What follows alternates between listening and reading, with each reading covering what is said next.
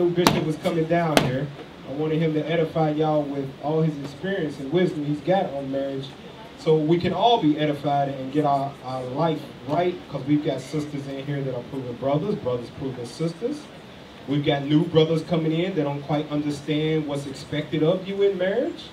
All of those things. So, Bishop, if you would. If it be the Most High's will. Be the Most High. So we're going to examine this today. We're going to examine who we are. Sisters, I'm going to give you, the sister that's not married, I'm telling you right now. Please don't interpret, but I'm going to tell you about us men. We want sex. I'm telling you right now. So I don't care Bible or whatever, we want sex. Now that shouldn't be the forefront of us, but in many cases it is. But I'm talking about righteously.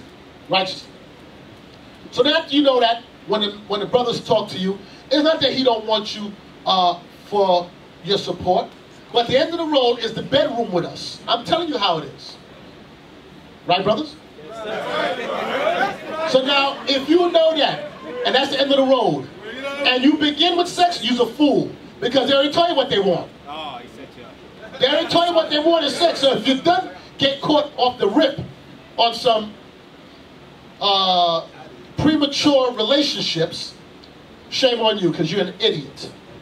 You're an idiot. Because the only difference between the men in the world and the men in the truth is that we have to apply the laws of God. But we have the same characteristics. We just have to govern them by this. Now, if you don't know this, then you won't know how to identify to do this. No good for you. It ain't no good. You're going to keep on making the same mistakes and then saying, you know, let the Bible talk. Where do we begin? You want to read Deuteronomy 23, right? No, not all. Deuteronomy 23:17. Deuteronomy chapter 23 and verse 17. There shall be no whore of the daughters of Israel. Okay. It says there shall be, and let's finish it. Nor a sodomite of the sons of Israel. Okay, I want to do the first part. There shall be no whore of the daughters of Israel. So sisters, here we go. Identify what is a whore, brother. Right behind you. Come on. Mike. I don't need a mic. Just stand up and talk. Loud. Like a lion. I want to say, I don't need a mic. Let's go. Take too long. A whore is a woman that sleeps around with another man. Okay. So how, okay, say you don't see her sleep with men, but how can you identify a whore? What would be some identifying characteristics of a whore? Oh, her dress code. That's Proverbs 7. Her dress code. 1 Timothy's 2, right? Yeah. 1 Timothy's 2. Give me Proverbs 7. Read. Proverbs chapter 7 and verse 10. And behold, there met him a woman with the attire of an harlot and subtle of heart. So the attire of a harlot is one of the identifying signs of a whorish woman. Now I'm going to tell you, I've experienced before in over my years in classes. And, you know, funny, I dealt with quite a, not in Austin, but in Orlando, a handful of times where I'm teaching a class, and from where I'm sitting, I can look straight up a woman's dress. And I'm like, what the hell is, yo, listen. And someone was married with me. I'm like, hey, listen, can you tell your wife I can see her drawers? Why is she in here for? Sisters, you dress negative, you're going to attract negative attention. You dress like a whore, you're going to attract a whoremonger. I'm telling you, that's what you're going to find. Because all he's going to want you for is sex. That part of you is the last thing he should be seeing. Everything else has an identifying sign of a whoremonger. He like to talk. We are under the impression, men, if you listen, we'll talk to you about your drawers. Keep on listening. We'll say everything you want us to say. We'll say all the right things. And we'll begin with this. You want to learn a verse? Let me show you what God has shown you in the scriptures. And guess what? He'll start with the Bible. Let's start in Deuteronomy 28. See the curses. Here you go. I guarantee you 99.9% of the time, if he's not about the Lord, the conversation will somehow go to, so what do you like? It'll change from God's words to, so what interests you? You know, what kind of girl are you? How are we talking about sex? I thought we were talking about the precepts. It may not happen the first conversation. Give a little few conversations. After a while, how much Bible reading you going to do? You read the Bible 1, 2 times, 4 times. Then you start talking about other things. Oh, I like music. Oh, I like that too. I like that. So what else do you like? After a while, you're going to get caught up.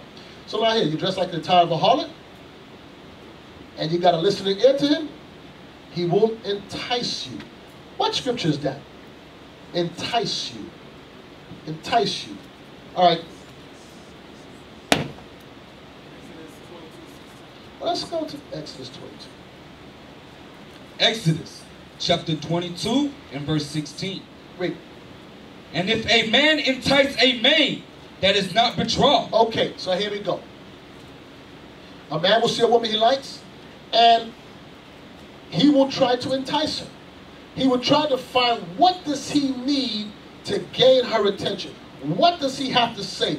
What does he do? Now, guess what? There's nothing wrong with it if he's enticing you by his wisdom, by the way he carries himself. But if he's enticing you through worldly conversation about what you like in bed and all kind of stuff like that, you all are fools. You're stupid. You're stupid. There's no way you be talking about God and then talking about sex in the same way. Why are you talking? Well, that comes after all that's, at least, hey sisters, listen. Let the man at least betroth you, where he's locked in. Y'all be giving up the goods and conversation and Skype, whatever y'all do, and be playing yourself. There shall be no whore of the daughters of Israel. I think in many cases, many women, you come to this truth, you were born in the world, so you didn't grow up. Many of us wasn't born in this truth. So, and you're adults now. So you have this Sex in the City type of mind, I'm my own woman, do a thing. You have a father here. My birth daughter would never be on the phone with no dudes all kind of hours. As long as she's under my roof, I don't care if she's 30, she won't do that. I won't tolerate it. So I would advise you, if a brother's interested in you, you say, yeah, you interested? Go to Zakar. Let him know. Go to one of the offices, let them know. You want my number? See if they'll give it to you. Y'all be playing a little side thing, passing numbers, Facebook, liking, Snapchatting, whatever y'all be doing. And you do nasty, pull out your ding-a-ling and take pictures of it and send it. Y'all a fool. Y'all a fool. Y'all a fool. Cyber, whatever. I ain't gonna say the word. Your ride is floating around cyberspace now. You go to your father. I hope you understand, here in Miami, that's your spiritual father. And I don't care if you're older than him. Spiritually, he's older than you. And he will tell you what to do. And it's a car hard. I know it's a car. Yeah. Trust me. It's a car hard. It's very.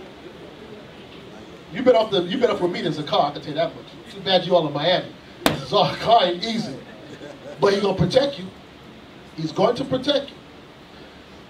So, let's go back to enticing me. Exodus chapter 22 and verse 16. And if a man entice a maid that is not betrothed, and lie with her, he shall surely endow her to be his wife. It says he surely has to pay the dowry of virgins back then. Why did Moses have to write this for? Why did Moses have to elaborate that he surely have to marry her?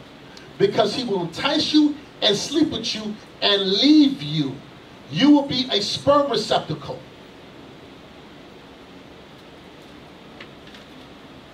You understand what that means, right? They deposit sperm inside of you and don't want nothing else from you. Man, don't cheapen yourself, ladies. Your daughters are the Most High God.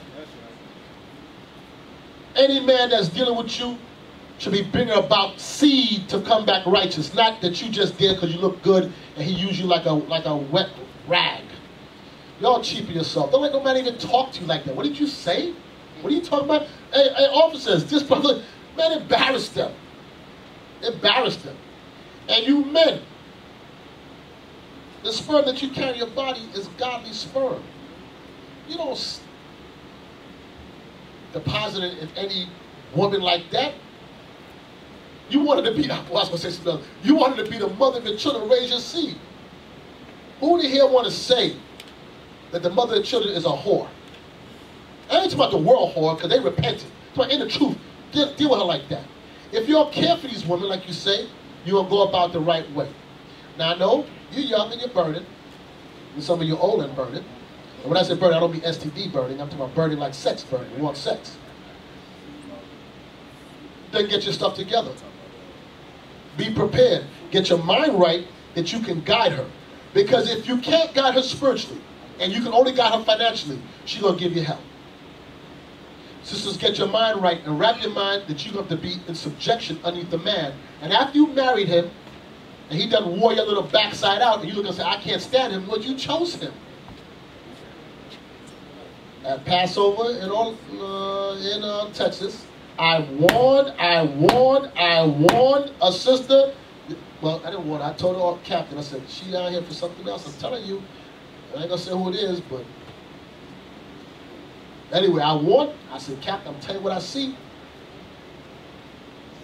And he's like, all right. I said, I'm telling you. I told you there's no room.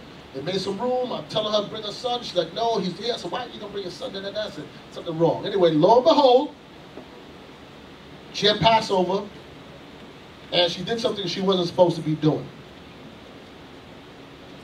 And now the dude is like, and then she admits to it, because she feel guilty. You know what the dude said? I didn't do that. She looked like an idiot. Listen, she looked stupid as hell.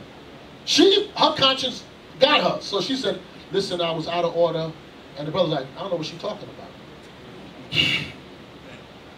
He left you out there to hang and look like an embarrassment. Now, and I'm going to deal with it. Eventually, I'm going to be her state. So I'm going to talk about it one day. And she got a son of a certain age, and he's going to hear his mama. And his mama, you know, I can't even think of the words to say that I want to say because it's going to come out. But she did something she shouldn't have done. She embarrassed herself. So it says, if a man entice a maid that is not betrothed and lie with her, he shall surely endow her to be his wife. He must make it his wife. He entices and pulls you in. And then he don't want to take on the responsibility. Moses said, nah, you got to marry her. There shall be no whores of the daughters of Israel. No whore. We got to break that cycle. We have to break the cycle. So, that's the men. But more stronger men than you entice a woman is the power of a woman. Don't let her fool you. She's stronger than any crack you can ever smoke. She will bring you to a piece of bread. Back to Proverbs 7. Proverbs. I don't know none on this earth more dangerous than a woman. She'll make you friggin' run out your wits. That was the scripture right there. Yeah, what I asked for, Proverbs 7? Yes, sir. Watch this. Start with verse 6. Proverbs. No, let's start earlier. Yes, start with verse 1. Proverbs, chapter 7 and verse 1. Read. My son, keep my words and lay up my commandments with thee. Keep my commandments and live, and my law as the apple of thine eye. Focus, brothers. Keep the laws of God as the apple of your eye. Read on. Bind them upon thy fingers.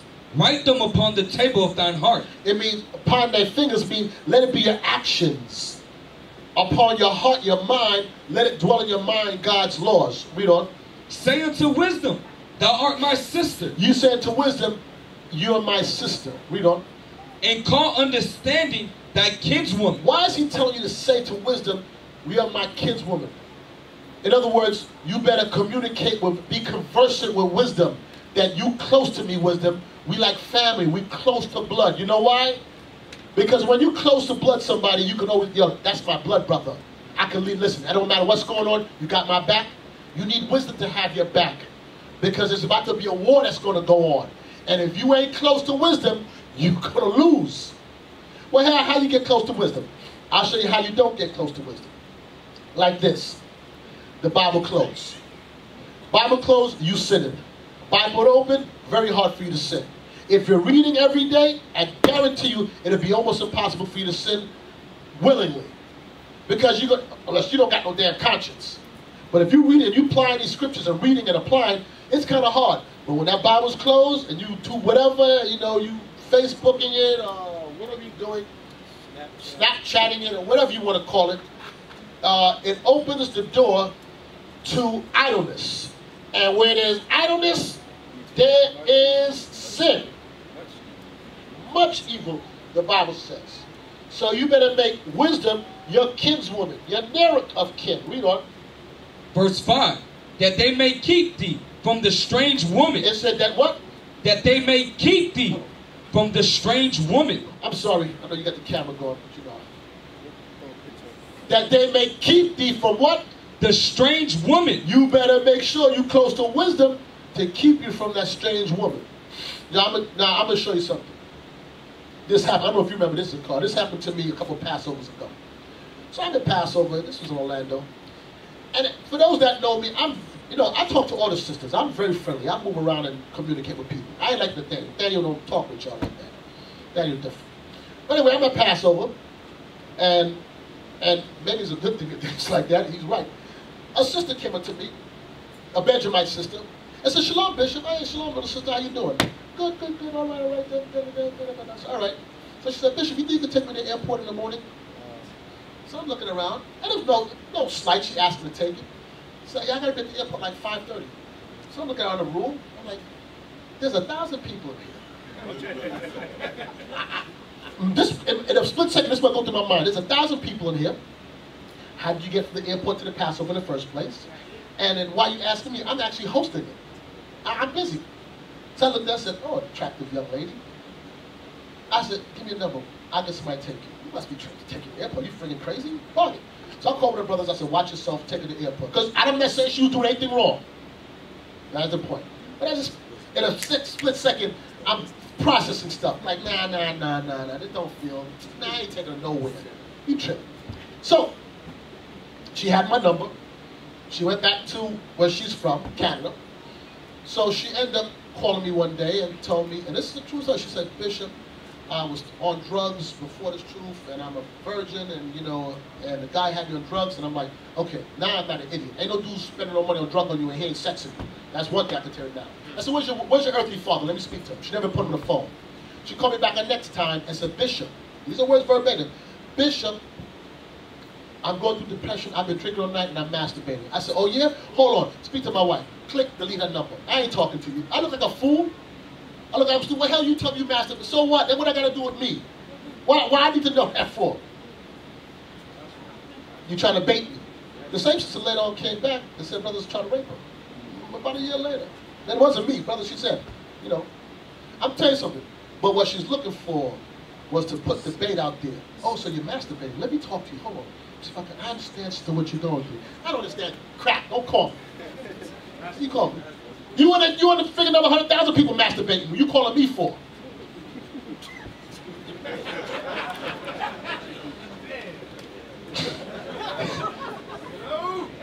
So I don't care. I mean, I love you as my sister, but we don't start to count. Maybe if you was talking to me for a while and you going through things, and maybe I would understand and like, okay, this is the second time you called me to me you masturbated. Yeah, right. Hold on, boy, yeah. Lose my number. Okay, keep thee from the strange woman. That they may keep thee from the strange woman. Wisdom will keep you from her. Read on. From the stranger, which flattereth with her words. Oh, look at you. Oh, you're so handsome. Oh, you're so spiritual. How you know all them precepts? Can you show me? I need some counsel.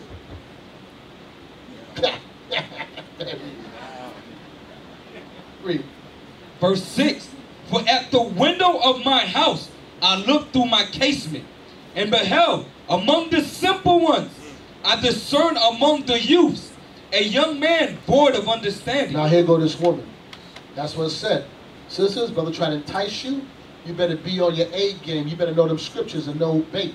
Forget everything else he says. Hear everything he's saying. But once that conversation goes to, so what you like? You hear this tone of his voice change.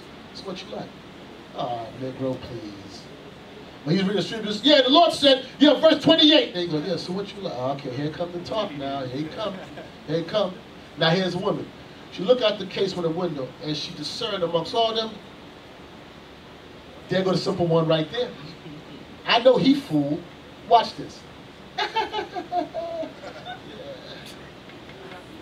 She know which one to bait in. She know the one's going to entertain the conversation.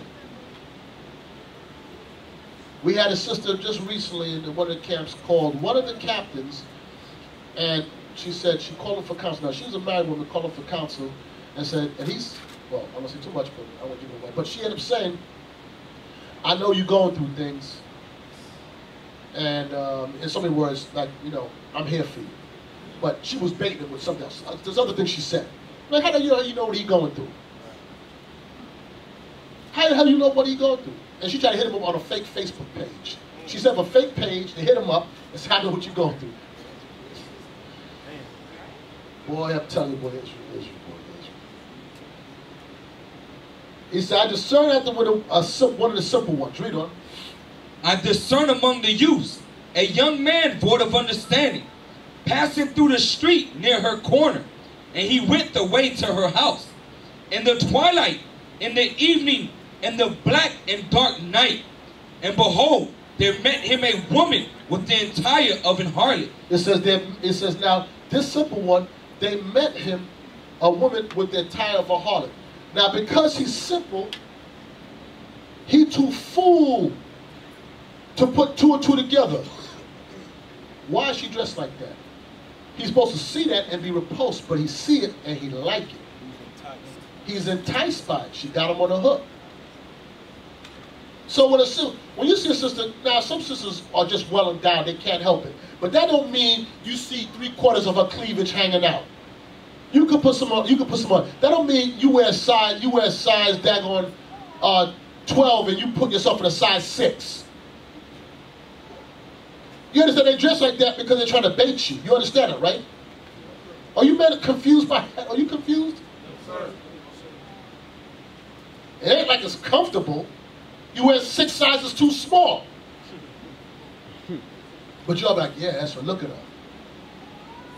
Read on. And subtle of heart. And subtle of heart. What does the word subtle mean? Go ahead.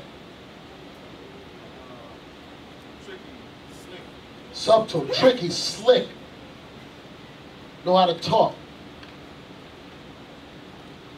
Read. She is loud and stubborn. Stop. You know me, I'm all over the place. I'm asking you sisters something. All you sisters, all they married or unmarried. You come to an age from a little girl when you come into your womanhood, young womanhood, and you're changing body-wise. And then you see the difference how the males used to look at you to when they look at you, and you know how they're looking at you now.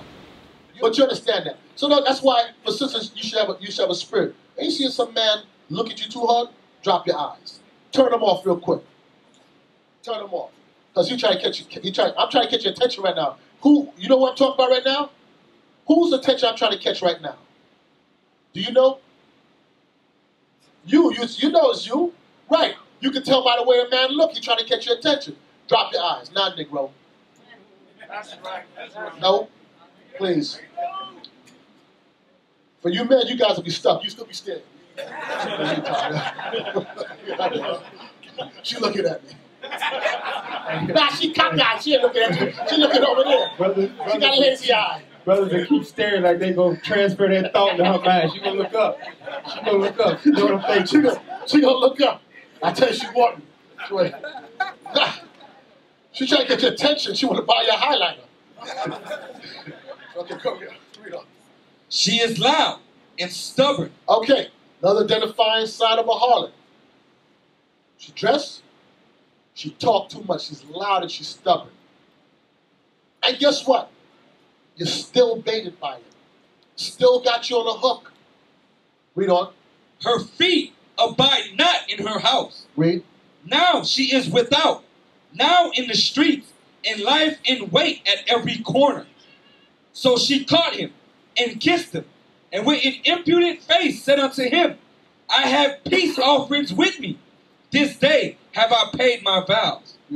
Therefore came I forth to meet thee, diligently to seek thy face, and I have found thee. Now watch this. She says, I have peace offerings. When you get peace offerings up to the Most High, you take a portion of that meat home and you eat it. So what she told him? You dress like a whore? She said, I got some food if you're hungry. And then, men, they're going to follow the food. Yeah. I got some food. You hungry? You sure? You want some tasso? You pickies? Uh-oh. Yeah, he's like, yeah. I got you on the hook. You're like, yes. Yeah. Go ahead. She said, I got something to eat. You hungry? She said, I was looking for you. No, she wasn't. She was looking out and finding a simple one. You think you're special. You ain't special. She was looking at and said, which one is the stupid one? Who's going to entertain it? Oh, you. You know what? Oh, I was looking for you. Let's go. Verse 16.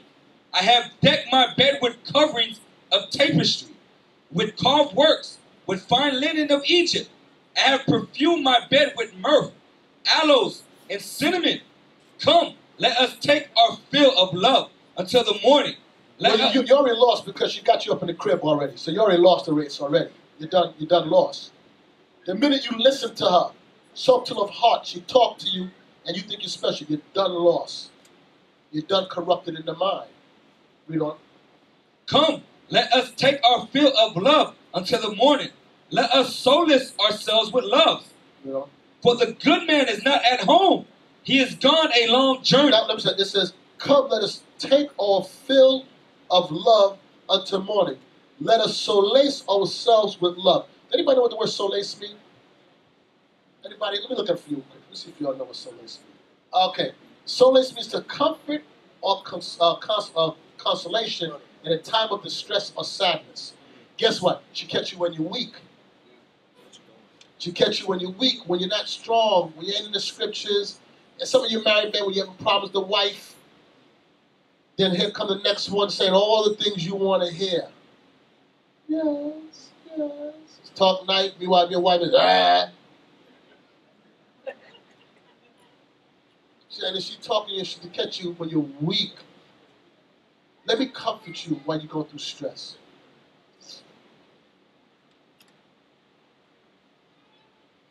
Read on. For the good man is not at home. He is gone a long journey. Hey, don't even worry about my husband. He ain't nowhere around. He's gone for a while. And guess what he do? Read on. He have taken a bag of money with him, and will come home at the day appointed. I know when he's coming back. Don't worry. She texted, bye. Watch this. With her much fair speech. With her much fair speech. That's why your black backside got caught. Because she talked long enough and you yielded to her. You shouldn't even listen. As soon as you see a dress out of order, not interested. She loud, not interested. You still be entertaining. Is a snake charmer pitied when he... Why give me that one a pity? Yeah, give me that real quick. Sirach, chapter 12 and verse 13. Who will pity a charmer that is bitten with a serpent? Who's going to pity a snake charmer when he get bit? Nah, you keep on playing with it, you're going to get burned. So, sis, if you see the man and he's trying to entice you with these words, with fair speech, oh, I can see, daughter Sarah, I can see the guys on you. You know, you're the prettiest one here. You know, and talk to you, and you fall for that. Sometimes you women be stupid as hell. Some of these cornball stuff, guys, you say, you'll be falling for it. And some of you dudes be idiots as hell. You can't tell something wrong. With much fair speech, she caused him to yield. She caused him to give up the ghost. She made him yield. She brought him under subjection. That's what I told you, brothers. The strongest thing to mankind is that woman. Because you will rob, steal, kill, lie, cheat. Tell me you live down in daggone Cutler Ridge. And her sister's fine and she's up in Broward County. And tell me you won't jump on every bus, bike, unicycle to get to her. And she giving you some vibes. Tell me, is she fine too? Tell me you won't do that. You'll walk, run, jog, one leg, no leg.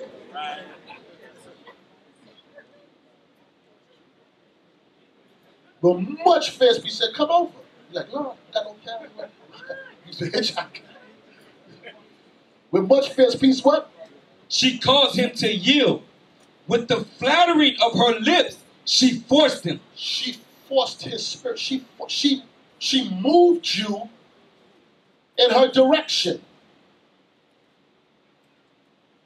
Tell me what's stronger than that.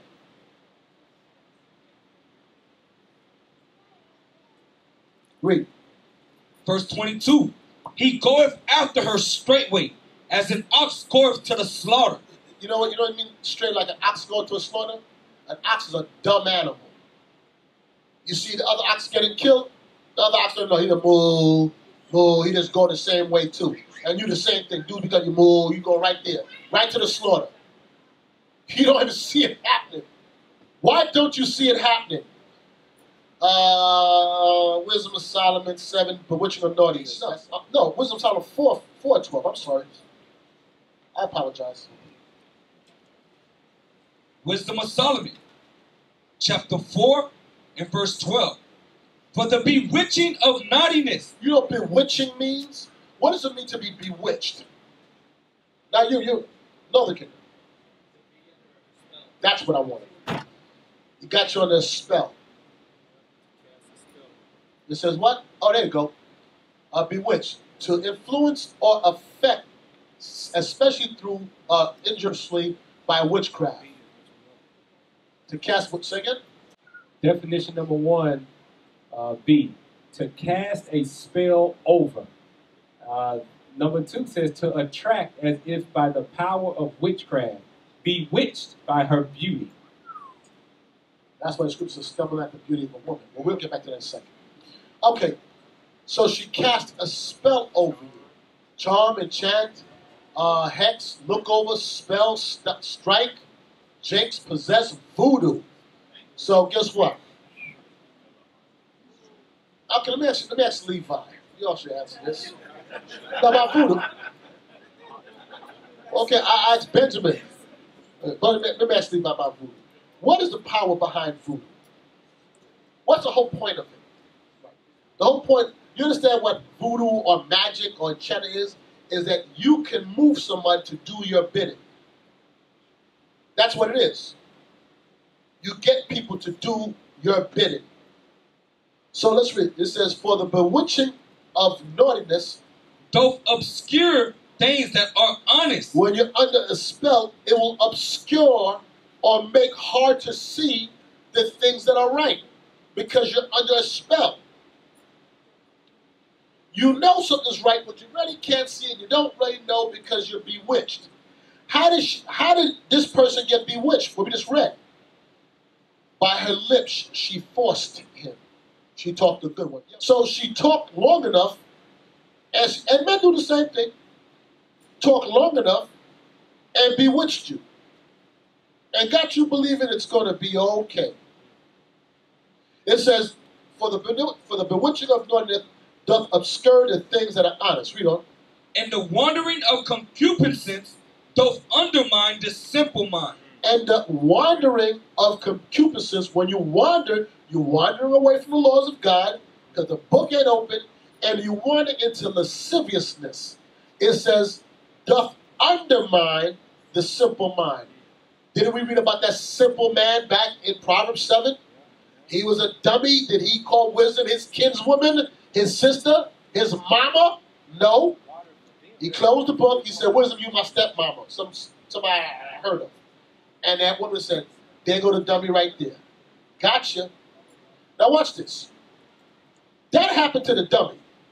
We're going to stay in the same chapter. Wisdom of Solomon 4 and 8. Wisdom of Solomon, chapter 4 and verse 8. For honorable age is not that which standeth a length of time, nor that is measured by number of years. But wisdom is the gray hair unto men, and an unspotted life is old age. So you could be young in age, but if you live your life unspotted, that's wisdom. It's telling you that's gray hair. Because it's hard to live a life in this world, in this sinful flesh. Because everything around you is, I'm talking you men now, is based on idolatry. The woman as God. You see a car commercial, she's in a bathing suit. What does that bathing suit have to do with the car? It's all to trap you. It says, read on. Verse 10. He pleased God and was beloved of him. This man pleased God and was beloved of him.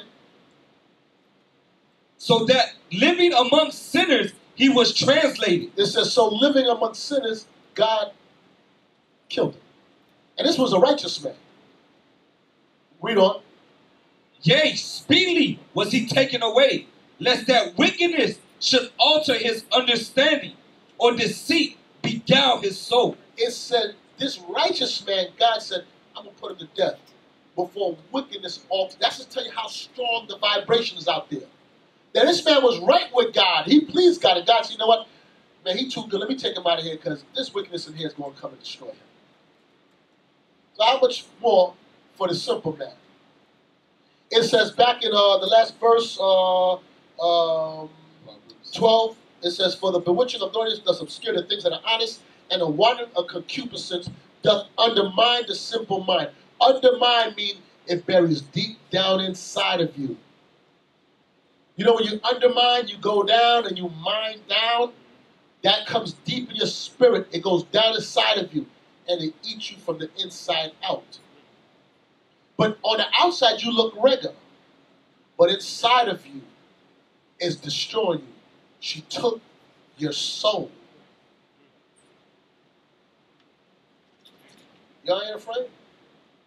She took your soul. Doth undermine the simple mind. That's why it says in Romans, drop this, Romans 13:13. Romans chapter 13 and verse 13. Let us walk honestly as in the day, not in rioting and drunkenness, not in chambering and wantonness, not in strife and envying. But put ye on the Lord Jesus Christ, and make not provision for the flesh to fulfill the lust thereof. It says, let us walk honestly as in the day, not in rioting, not in drunkenness, not in chambering, not in wantonness, not in strife and envy, but put ye on the Lord Jesus Christ and make not provisions for the flesh. To make provisions for the flesh, you make, when you have provisions is you store something up, right? That's what provisions are, when you store something up. It says don't make a little place where you store something up because you're going to fulfill the lust thereof of it. It's called leaven. You leave a certain part of you that's never changed and nobody can see it. It's between you and God, it's in there, but you're never changing. And slowly it begins to undermine you. Because here come the woman, she'll say something, and next you know, she'll cause you to yield to her. Give me that in Ezra, what we're talking about. First Ezra, chapter 4 and verse 26. Yea, many there be that have run out of their wits for women. Many men have run out their wits, run out of common sense, lose common sense. And you know men is crazy. Because, not you men here, but I pray not you men here. A man will actually have a wife at home and will go up into a place and take out his money and pay for a woman to take off her clothes so he can look at her. You a fool. And he just keep like this, and she'll keep on taking the dollar in his hand. And he just stand looking at her. And give his whole paycheck. And got kids home to feed. To see her naked. Hey brothers, let me just peep you up onto something. She got 2 breasts. Every woman on earth for the most part got 2 breasts. Now maybe you can kind of convince me she had 3 of them and you never saw 3 breasts before. But it's just 2 breasts. But you give up all your money, just be giving away to see that. Many men have lost their wits. Let me ask you a question. After you see the 2 breasts, so what? You touch it, so what? Do you know they're not yours? It's anybody here who got a dollar can actually touch it. It's only special when you're the only one that can touch it. You know that, right? I'm there waiting with my dollar while he's touching it. I want to pay next so I can touch it. He was a fool. He was a fool. The man is stupid as hell. Oh, God, boy, we stupid. We do some stuff. Maybe you got a wife home with 2 of the same things. Well, you got to pay for them too, but it's different. It's a different pay. If after them, it costs more anyway. Please. Yeah. You keep those. You know you ain't going to get to touch them. Yeah, read on. Yea, many there be that have run out of their wits for women, and become servants for their sakes. They yield and become servants for their sakes. Many, many, many have lost their minds. Here's the first step of recovery. Identify that you lost your mind. And you know what? A lot of these women know when you lost your mind. They know they got you on the hook. Like, yeah, I got it. Girl, I got it. Watch. Look at him. Look at him. Watch him. Look, see, he can't stop looking over here. Yeah, he's still looking. Is he still looking? Yeah, he's looking. Look, see, he's looking. That girl, he's looking. I told you. You're not even paying attention to the Bible. Look at him. Keep on looking. I'm going to tell him it's a car. Can't read all. Oh, stop. Now jump up. Jump up to verse 25. First Esdras, chapter 4 and verse 25. Wherefore, a man loveth his wife better than father or mother. It says a man, that's how strong the woman is. A man will love his wife more than his mommy and daddy, which is good, but here's a point. Because your mommy and daddy raised you, took care of you, and here come a woman. You know your mommy and daddy from you was born, now you grown. And a woman come in your life, you're like, mommy, daddy, who? That's how strong. That's what it says. A man shall leave father and mother and shall twain unto his wife, and twain shall be one flesh. Matthew 19. It's telling you, that's how strong it is, that you walk away, you leave country, you move. We got brothers that moved to Trinidad after a woman left the country. I tell you, we're traveling to, boy, never been to Trinidad ever in his life. Don't know nothing about it, never had a passport. Ain't never left the 50 states. But he picked up and left the country. And if there's a space shuttle, he'd have jumped on that too. That's what she is. It's on Venus. So, let me try to rally back. About marriage. Sirach, 25. Oh, no. Tobit. Let's go. Tobit. Tobit 8 first. I'll do it backwards. Tobit 8. 6. Yeah. Tobit, chapter 8 and verse 6. Thou madest Adam and gavest him Eve his wife for an helper and stay. Of them came mankind. Thou hast said, it is not good that man should be alone. Let us make unto him an aid like unto himself. You understand what he says? That God said, let us make an aid. In the Old Testament, in Genesis, it was called a helpmeet. So women, you were made to be an assistant, to assist this man in his mission in life. Sometimes it's hard for you women to want to do that because sometimes we don't portray the right image. So you're like, it's hard to do that. But think about this. While you lay next to him and you don't want to listen to him, there was something that he said or did was able to make you yield to him. So if he was good enough to sleep with, he's good enough to listen to. And if he ain't good enough to listen to, it says a lot about you, as you chose him.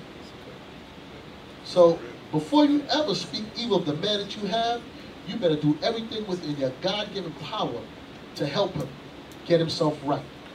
Because it's easy to tell a person about themselves, but do you have the skill into bringing the best out of him? So if you're an idiot, stupid, dumb, the Bible calls you light, and you don't know the scriptures, you have no use to him. You're just a sperm receptacle, and that's it. He needs a woman who understands the Bible that can come and say, no, babe. And even when he say no, but the Bible says this. And you still got to stay in the spirit. And he could be straight up crazy. Okay. It says, verse 7. Tobit, chapter 8 and verse 7. And now, O Lord, I take not this my sister for lust. He says, Lord, he's making it plain that I'm not taking this woman for the sole act of just sex. There's more to her that I want. That's why you always end up disappointed, because you can be taking a woman just based on sex and what they have.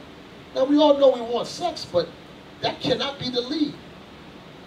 You understand, sex is just, in time-wise, a small part of the overall picture of marriage. Where's the time in nurturing her in the scriptures? Where's the time in providing for her? Where's the time when you and her are really friends? So for married couples, I guarantee you when you're arguing, people have come to me before, couples arguing back and forth, they can't figure it out. What are you laughing for? I know what you tell them. What I tell them? Let me see if you remember. Go home and have sex. I mean, don't have sex, because I guarantee when you have sex, you two ain't arguing. That's the only time you two ain't arguing. So it's like, if you ain't having sex, you arguing. So just stay having sex, and I guarantee you ain't gonna argue. Because both of you working for the same mission right now. That's the only time you work good together. Another time, one time called me, him and his wife having problems over stupidity. Let me leave my house and drive all the way up 30 minutes away. They're arguing about nonsense. I said, man, listen. Y'all just go have sex, man. How you wasting for it? But by the time I left and went home, oh, they called me, they good and everything, good and good. I said, yo, you wasting my time coming over there. You wasting my time.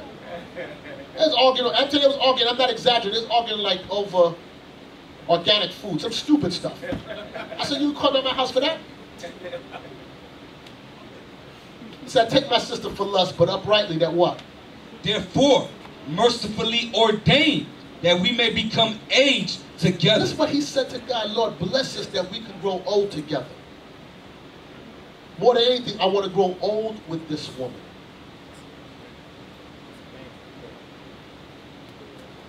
Because if it was just about lust, it ain't gonna last. And sisters, I'm telling you something. You can't keep them just with sex. Because men, not you men, because all you men are righteous, right? That's a lie.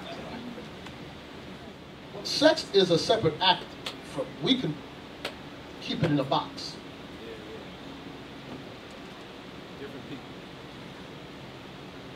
I'm trying to use some words right. Women are mentally attached like that with sex. If you ain't right here, you don't want it. Men, we can be mad at you and still have sex with you.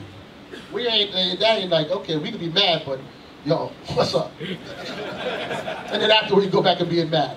Women, they ain't, nah, I ain't in the mood. Nah, because the way you talk to me. What do you mean what you said? Remember you said last week? What you mean you talked to me? Nah, I just, no, I'm telling you, you know, I'm fasting. Yo, come on, I'm praying. Now you sleeping. No, my eyes was closed. I've been praying. For the last 4 hours you've been praying? Yeah. Thank you. That we might become aged together. So, how can a marriage work when there's so much lust around it? Here's the answer. Can I ask a favor? I want the car to read for me. It's been a while. What was the car? 1 Corinthians chapter 7. It's not that you was doing a bad job, but it's been a while since I got him to read for me. 1 Corinthians chapter 7, verse 1. Now concerning the things whereof ye wrote unto me, it is good for a man not to touch a woman. Nevertheless, to avoid fornication. Wait a second. Wait, whoa. Pause. Why is it good for a man not to touch a woman? I thought it was good to touch a woman. Why did Paul say it's good for a man not to? I'm going to see if y'all thinking. Yeah. Northern Kingdom. I forgot, what's your name, brother, again? Yeah. Jake. Fornicating. Okay, fornicating. Okay, let me say. Yes. There's something I'm trying to say. You know me, I'm not good at asking questions. Okay, let's do it the righteous way. Let's do this righteously. Why is it good for a righteous man, not to touch a woman? There we go. Because maybe. There we go. Yeah. I'm listening. Oh, you, cameraman. It's good for a man not to touch a woman because now the work that he's doing is just strictly for the Most High. And she's not involved. You ain't got to worry about all this extra stuff that comes with it. Okay, watch this. Go to verse 28. 1 Corinthians chapter 7, verse 28. But, and if thou marry, thou hast not sinned. It ain't no sin if you're married. And if a virgin marries, she hath not sinned. And if a virgin sister marries, she ain't sin either. We don't. Nevertheless, such shall have trouble in the flesh. Because in marriage, there's going to be trouble. So Paul says it's good not to marry. So you can attend to God's business. Because if you're married, there's going to be trouble in the flesh. There's going to be problems. Let me explain to you about marriage and life. remember we read in Matthew's, what else I was asking for, Peter's? Yeah. Okay, remember in Matthew's 19 when it says the two shall be one flesh? Give me that real quick, Matthew's 19. And then, let's get that. Matthew chapter 19, verse 4. And he answered and said unto them, Have ye not read that he which made them at the beginning made them male and female, and said, For this cause shall a man leave father and mother, and shall cleave to his wife, and they twain shall be one flesh. It says, and they two different people become one flesh. Do you think that's like the day you say, I do, that's how it works? You two don't, one flesh about one mind, one spirit. How does that happen? I'm asking you brothers. How does that happen? Your brother in the back. Explain. Brother David, by sex, that's what's contrary to the marriage. Okay, yeah. But after they have sex now, right? Yes. It says that two shall be one flesh. How they join together. They living under the same roof. No, there's something more than that. More than that. More than just sex I'm talking about. So all on your guys' mind is sex, sex, sex. I'm talking about something else. Right there, yeah, brother, you. Yeah. State your name. Shalom, Bishop. Shalom, brother. Brother Lyell. It's good because you want them to both have the same mindset, done the same, reading the same, they believe in the same thing. Okay, now we're talking. Now we're talking. Now we're talking. What were you holding? Sirach 36:24. Okay, good. Yeah, get that. Drop everything other than Corinthians. I know I got you holding a lot of stuff. Read it. Sirach chapter 36, verse 24. He that getteth a wife beginneth a possession, a help like unto himself, and a pillar of rest. Right. He that getteth a wife, it says, beginneth a possession. Now, I know many of you brothers taught this, and many sisters heard it before. You're my possession. You sisters never heard that before? The scripture said, he that getteth a wife beginneth a possession. Now, you are your husband's wife, but you ain't like a dog, like you my possession like that. It says you begin to build a family. Right. Together, you two begin to build the house of whoever that man is together. You two are joint heirs. But read that again, what you pulled, officer? He that getteth a wife beginneth a possession, a help like unto himself. A help like unto himself. That's the problem. In marriage, it says the two shall be one flesh. She has to be a help like unto you. Sirach 7:26. Book of Sirach, chapter 7, verse 26. Hast thou a wife after thy mind? After whose mind? After thy mind. Are you supposed to have a mind after your wife, or your wife a mind after you? After you. And that's the problem with a lot of sisters, that you still want to have your, let me try to help everybody out understand this. Women, you don't have your own mind. This ain't freaking Sex in the City, you got your own mind. Let me help you all understand. Man, you don't got your own mind. Your mind is Christ's mind. That's right. Christ's mind is God's mind. Christ said, I cannot do something of my own self. John 5:30. Somebody quote it. I can do nothing of myself but the Father who sent me. Right, he said, I can't do nothing of my own will, but the will of the Father that sent me. What does Christ say? I don't got my own mind. I got the mind of my Father. And you got the mind of Christ. And you're supposed to mind of your man. That be the problem why you two can't be joined, because, well, I have an opinion. Nobody's asking your opinion. Is Christ asking no opinions? Why you guys be playing that with your wives? Well, I can't say nothing. No, you can't say nothing. What are you talking for? Does that mean you're supposed to be harsh with them? No. But sometimes when you just got to keep quiet. And it's hard. It's hard. You're like, because the world has taught you, you got an opinion. No. You don't. This is order. So it says, read that again. Hast thou a wife after thy mind? Now, if you got a wife that's after your mind, that she's going to do whatever you ask her to do, barring sinning, don't be after that mind. Forsake her not. Don't get rid of her. See, that's what happened. You might find a good woman that's going to do everything you ask, and then you dudes be shiftless. And that's why the women don't trust. Because y'all snakes and nasty. You know better nasty, right? Yeah, when you get in trouble, you've been making go take shots and checkups and all kind of stuff. Because before the laws of God, they think there's anything moving. If it got a heartbeat, they'll do it. All right, yeah, you think it sounds funny, but I'm being dead serious. All right, men nasty as hell. Finish this out, 26. There's more. But give not thyself over to a light woman. Don't give yourself over to a light woman. Here's give me back in Matthew 19 now. After thy mind. That one you pull in Sirach 36 and Sirach 7 is the two I will put together with Matthew's 19. Matthew chapter 19 verse 5. And said, for this cause shall a man leave father and mother. For this cause. And shall cleave to his wife. And he cleaves unto his wife. And they twain shall be one flesh. Right, they become one flesh. Sirach 25 and 1. That's three things beautiful. Sirach chapter 25 verse 1. In three things I was beautified and stood up beautiful both before God and man. The unity of brethren. It's beautiful. It's good to see brothers together. It's good to see the camaraderie of brothers. Read on. The love of neighbors. And how neighbors, men and women, fellowship with each other. Read on. A man and a wife that agree together. A man and wife that agree together. But you got to agree together based on his mind. So before you get to the point of you talking about what we're going to do in the bedroom and how you like and what you like, before you even get to that point, how about learn the scriptures for yourself so when it's time to discern, you can read through his BS. I'm telling you, before you even have oh gosh, women, come on, man, y'all gotta be smarter. We are going to say anything we got to say to get what we want. You ain't gonna know him right away. The bishop, that's his representative. I told Paul, yo, yeah, I love giving massages. No, whatever you want me, yeah, that's for me. I love, no problem. Man, listen, I ain't no damn massager. But prior to getting the goods, yeah, that's what you want me to say? Sure, I love massage. I love it. Yeah, I love it. That's what you want all day, every day. Yeah, that's a lie. That's a lie. That's a lie. She said, you lied to me. I said, I'm sorry, I repent. But I ain't like doing it. No. Have you heard all right, buddy?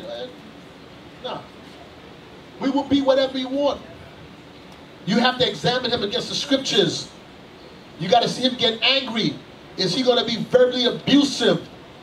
Is he going to want to hit you? And you're not going to find out right away. Let him wait. And if he can't wait, then you wasn't wrong. He just wanted to hit it. But if he's for you, he going to wait whatever time he wait. Go fall for the wait 7 years.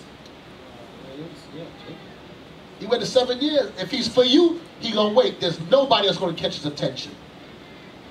Y'all be giving the goods after 3 days, 4 days, a week, a month. Oh, God, y'all stupid. Or they'll come in here and be ready to give up the goods. They ain't even been here a year to learn the word. To even know how to discern brothers between. And sisters. You don't even know the basics, but you're talking about proving sisters and proving brothers, and you don't know the first thing about the deep basics of the Bible. You get into a situation where you was moving off of lust, unable to control your body, bring it under subjection, and you be stuck with a light woman. You be stuck with a light brother that don't know how to treat you. And once you into that thing, you're into it for life. Because you're both in here as believers. Those twain shall be one flesh. And reading down in Matthew 19, let not man put asunder what God have joined together.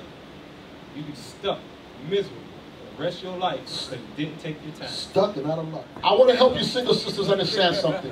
You can put your hand. I'm going to help you all understand, please. I'm trying to help you all in this one. There's a difference with men and women in marriage. Meaning, watch this. If you're godly and you want a godly man, you want a man that can lead you. If you marry a dumb brother, he can't lead you nowhere. You so screwed. You so screwed.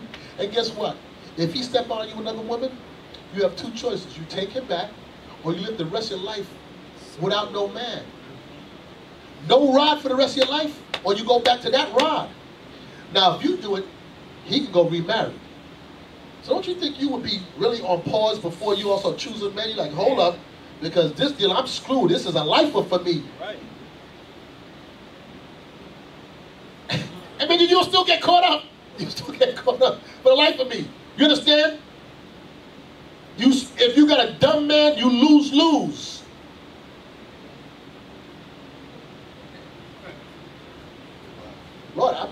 for y'all. So I would think y'all would be so smart in these scriptures that you be so tight in this Bible that he be coming at you like, get that, the Bible says that.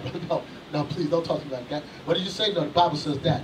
Oh, you can't control your spirit, right? At the sea, you know, a man can't rule his own spirit. At the sea was wall broken down. You know these precepts. You like, yeah, now, okay, with all due respect, brother, here you go. This is what the Bible says, okay? All right then. Y'all should be so swift in that Bible because y'all gonna get jammed up. Man, you cheat on others, like, all right. Sorry to hear that. I forgive you. I'm sorry for you. Don't worry about it. I forgive you. Because God told me. All right, what is it? Let me go look for the next one now. I learned from that last one, don't do that. Let me find out. You don't move on. Ah! Ah! And then you still let him talk slick in your ear. Oh, God. Okay. So, the twain being one flesh is thy mind after his mind. Your mind after his mind. So you better hope that his mind is about the Lord. And hope don't mean you just close your eyes and click your heel. You investigate him. You see him. You ask questions. You come to leadership. Please, I tell you, if you come to me and I know something, I'm going to tell you what I know. So if you ask me, I'm going to tell you what I know. No? Okay, and if I don't know, I'll find out. But y'all want to just pass numbers off and have a little secret conversation. And after the problems come, then you want to come to me. Now, I don't got no answer for you. Where's your Lord at? Go to him. Go ahead. Matthew 19, verse 6. Wherefore they are no more twain, but one flesh. What therefore God hath joined together. Stop. What God has joined together. Now you saying this is a union in God. What? Let not man put asunder. Let no man come and divide that. Watch this. Read on. They say unto him, why did Moses then command to give a writing of divorcement? If that's the case, then why did Moses allow divorce? And to put her away. He saith unto them, Moses, because of the hardness of your hearts, suffered you to put away your wives. He said, Moses, because the hardness of your hearts, because the men was wicked, Moses put that law in there that y'all can divorce. He said, because the way the men was operating, men was sleeping with women back then, wear you out, move on to the next woman, and you're stuck with him. Wear that one out, move on to the next woman, and you're stuck with him. Moses said, no, these men are running through these women. He said, Moses, because of the hardness of the heart, allowed divorce. Because y'all was trapped. Read on. But from the beginning, it was not so. In the beginning, it was not so. There was no divorce in the Bible. Read on. And I say unto you, whosoever shall put away his wife, except it be for fornication. So if you try to get rid of your wife for any reason other than her committing sexual immorality, sleep with another man, another woman, a goat, you can't get rid of her. I don't care what she does outside of that. So you can have a big mouth woman that don't know when to shut up. She's rough around the edges, don't want to cook, don't want to listen, argumentative. That's your albatross. That's your anchor on your neck for the rest of your life. Until she die or you die. You can't. So it would behoove you. You better take your time. And just for you new brothers to clear it up, Christ is talking about two believers. He's talking about two believers. Because some of y'all in here situation, you came in and on the flip side, you got a demon on your hands right now. Yeah. Matthew 19 is talking about two believers that know they Israel. So remind me after that, we're going to come back to that. Explain that afterwards so they understand. Yeah. Bishop, quick point. You made this statement. A sister, if her husband cheat, she's stuck, right? Now when you said that, I saw a lot of screw faces on this side of the room. Can I get the book of 1 Corinthians 7:39 real quick, just in case you didn't know? Yeah. We'll get it for you. Yeah. 1 Corinthians chapter 7, verse 39. The wife is bound by the law as long as her husband liveth. By the law, meaning that's ordained by the Most High. So if you got a problem with that, guess who you got a problem with? You got a problem with God. All right? Can you give me Romans 7:2? Hold on, sisters. And you know what? You can't kill him. All right? You'll be breaking another law if you kill him. I know somebody like, yeah. So what if I kill him? Some of you didn't laugh, Bishop. Let's see with one eye open. Yeah, you crazy? Clorox. Lock away all the knives at night. Can't read. I'll read that. Romans chapter 7, verse 2. For the woman which hath an husband is bound by the law to her husband, so long as he liveth. But if the husband be dead, she is loosed from the law of her husband. So when is the only time that sister can remarry, brothers? Death. Death. Death. All right, last scripture for me. No, we'll stop. Stop. Okay. We'll stop. Stop. So, sisters, let me help you wrap this around your mind. So he cute, he got nice eyes, whatever. And then you fall for it, you go with him. Yeah, okay. And then he decide he leave him. And he going back to the Christian church. You still stuck with him. Or you can separate from him and not go on with him, but you can't go remarry another man.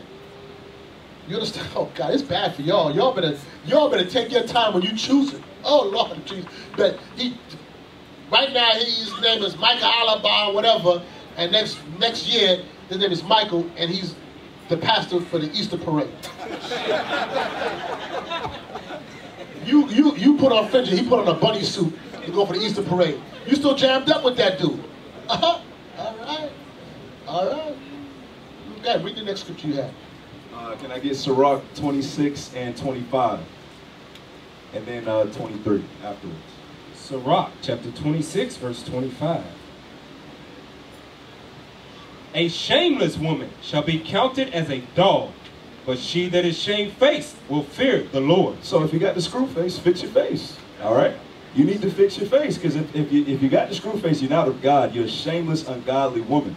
And if you keep it up, verse 23 is what's going to happen. Verse 23, a wicked woman is given as a portion to a wicked man, but a godly woman is given to him that feareth the Lord. Self-explanatory. Let's go back to Matthew 19. I want to finish that off. The book of Matthew, chapter 19, verse 9. And I say unto you, whosoever shall put away his wife, except it be for fornication, and shall marry another, committeth adultery. And whoso marrieth her which is put away, doth commit adultery. You understand? There go the whoredom right there.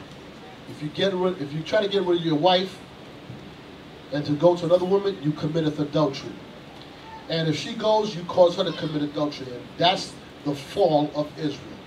The broken family, the broken marriage. Read on. His disciples say unto him. Who said it? His disciples say unto him. Christ's disciples said unto him what? If the case of the man be so with his wife, it is not good to marry. You heard what the disciples said? They said, well, hold on, Christ. Yeah, hold on. You know these wait, hold on, Christ. Wait a second. So what you're telling me, Christ, that I'm bound to this woman for the rest of my life, and I can't divorce. Even though Moses gave us a law of divorce, and Christ said yes. He said in the beginning it wasn't like that. He took him back before Moses and said it wasn't beginning. He said, okay. And if I move on to another woman, you tell me I commit adultery? Christ said yes. And then if she sleeps with somebody, you cause her to commit adultery. Yes, disciples. They said, okay, so if that be the case, then it's better not to marry. Because that means I'm jammed up with this woman for the rest of my life. Those were the godly men saying that. So what does it say? They understand how serious marriage is. Because you might get married to a woman that, like I said, she could be a full-blown demon. She just ain't a hoe. And you're going to deal with all the other stuff and never get rid of her. So the disciples had to ponder upon that. Then maybe it's better not to marry them. Back to 1 Corinthians 7. They said that. I won't touch another one the rest of my life. I can deal with that there, Lord. Hey, Christ came and tightened the game up. Yep. He made this marriage thing tight. Now he's like, okay. He's like, yeah, she cute, but I don't know if I like you that much that forever, you know. She don't look as cute as she did before. He's sort of thinking like, let me slow down and rethink this. Because they understood what was at stake, because they know no adulterer is getting into the kingdom. Yeah. They said she ain't worth that. Yeah. I stay by myself. Yeah, let me just be, just read that 1 Corinthians 7. 1 Corinthians chapter 7, verse 1. Now concerning the things whereof you wrote unto me, it is good for a man not to touch a woman. Right. Nevertheless, to avoid fornication. So, I want to use that first part. This is to my fornication, but I want to use the first part. They was thinking maybe it's best not to marry. But in this case, it's telling you, To avoid fornication, it's good for a man not to touch a woman, like the brother said. And to not fornicate. But to avoid fornication, take a wife. Watch this. Let every man have his own wife. Hold this. So to avoid fornication, take a wife. It's good. Watch this. Hold this. Go back to Matthew 19. I want right after Matthew 19, the next part. Matthew chapter 19, verse 10. His disciples say unto him, if the case of the man be so with his wife, it is not good to marry. But he said unto them, all men cannot receive this same. They said, it's better that we don't get married then. And Christ said, every man cannot receive the same. To have a spirit where you can go through a whole life, man, without dealing with a woman, that's a gift from God. I don't know that. I've never met him yet. I don't know. Where is he in this room? Because I would like to shake your hand. Christ said, all men cannot receive that same. Read on. For there are some eunuchs which were so born from their mother's womb. There's some men who privates don't work. They were born eunuchs. And there are some eunuchs which were made eunuchs of men. And then you have some men that were made eunuchs. They cut them off like Daniel. No. I wanted recent Carver, the peanut guy. Washington Carver. Yeah, he had his privates cut off. That's why his voice stayed high. They cut him off. He don't have no rod no more. Read on. And there be some eunuchs which have made themselves eunuchs for the kingdom of heaven's sake. Meaning he refrained from women so he could serve God. Not all men have that same. They could do that. So to avoid fornication, take a wife. But here, this is your problem. Y'all, because you're burning, just run and go take a wife. You're blurry. I'm going to tell you, when this is working, this ain't working. You ain't never going to make the right decisions. But here's a good way to make a right decision, to make sure. Seek counsel. Y'all never want to seek counsel. Y'all can you get married, do the same thing? When you know you like a sister, that's exactly when you don't do nothing. You go right to counsel. You say, listen, brothers, this is what's going on. Listen, I'm burning whatever. She look good and, you know, this is what's in my head. Tell me, what should I do? How many of y'all made mistakes in the world when that was working? Picking all the wrong choices. And right after the finish, you go, oh, damn. I don't even really like her. She don't even look that good. Damn, how do I get rid of her? Yo, my boy, yo, he got shot. I got to run. Yo, I'm going to call you. Yo, my house is on fire. Yo, Herman, call. Tell your man, call. But prior to that, she was a dime piece. So, in a multitude of counsel, there's safety. Sisters, if you don't lean on the senior woman, and the officer set up here, and you go about your room, I'm telling you, you're going to make mistakes. And then one day, you're going to wake up next to that man, and you'll look at him and say, oh, I can't stand this guy. Hey, good morning, my lord. Tell you you're going to say that. I think I'm joking. I know some of you women in here already said it. You see him sleeping there, like. Why do you close his damn mouth when he goes to sleep?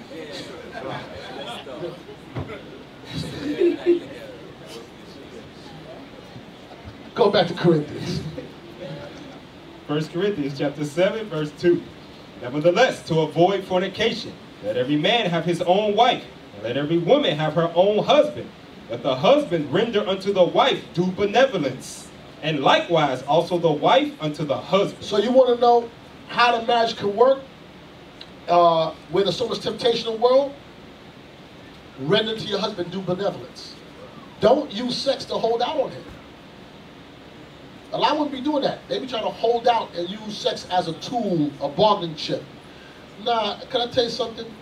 There was a time, and this generation has changed. There was a time many generations ago, and some of the older ones may understand it. And I don't care what tribe you are, even Judah, even them, even Judah will understand this, the older ones. That the women, and I'm talking about this one before they knew the laws of God, they understood something with their husband.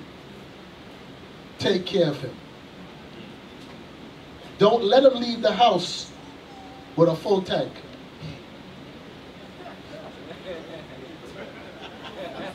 Fill his belly and empty his tank. So if he goes someplace, he don't eat no next woman food, and if he end up dealing with a woman, he don't give her his full strength. They had sense, even though it was wickedness back then, but you understand what I'm saying. You wouldn't be holding out.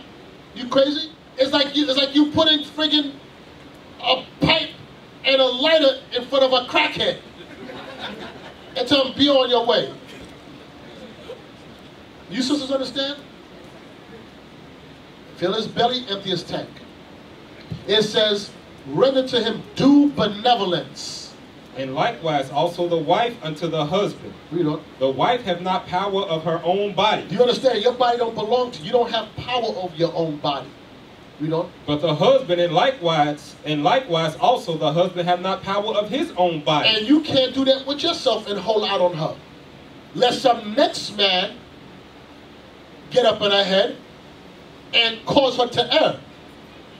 And whose fault is it? You. And whose fault is you if you hold out on your spouse? So the question was, how can a marriage work when there's so much temptation in the world? Well, it's going to be hard to work if you keep on taking care of each other and making sure that whatever problems you have, don't let that be the problem. Fix that. Read on. Verse 5. Defraud ye not one another, except it be with consent for a time, that ye may give yourselves to fasting and prayer. That's the only time that you two refrain from coming together. When you two are fasting, or anybody's fasting, and in prayer, that you're tending unto God. Other than that, it's the commandment of God on both ends, never to deprive each other. Now, why would you do that? Why would you deprive your spouse? You hate her, and you hate yourself, or you hate him. I'll leave that alone. Let's go on 2 Timothy. 2 Timothy chapter 2, verse 21. 2 Timothy chapter 2, verse 21. If a man therefore purge himself from these, he shall be a vessel unto honor, sanctified and meet for the master's use, and prepared unto every good work. Flee also youthful lust. Yeah, purge out youthful lust. That's what I said. What does she got? She got two breasts. Everyone got two breasts. She got a back, everyone got a backside for the most part. She got a private, every woman got one of those. It's only special when it only belongs to you. Flee the youthful lust. Purge yourself from that. If you don't purge it out your spirit, man and or woman, and you make a provision for it, you will fulfill the lust thereof. You will fulfill the lust thereof. And that's why a lot of times you get into wrong relationships, because the right things are not governing you. Flee youthful lust. Follow righteousness, faith, charity, peace, with them that call on the Lord out of a pure heart. It says, with a pure heart, with a sound heart.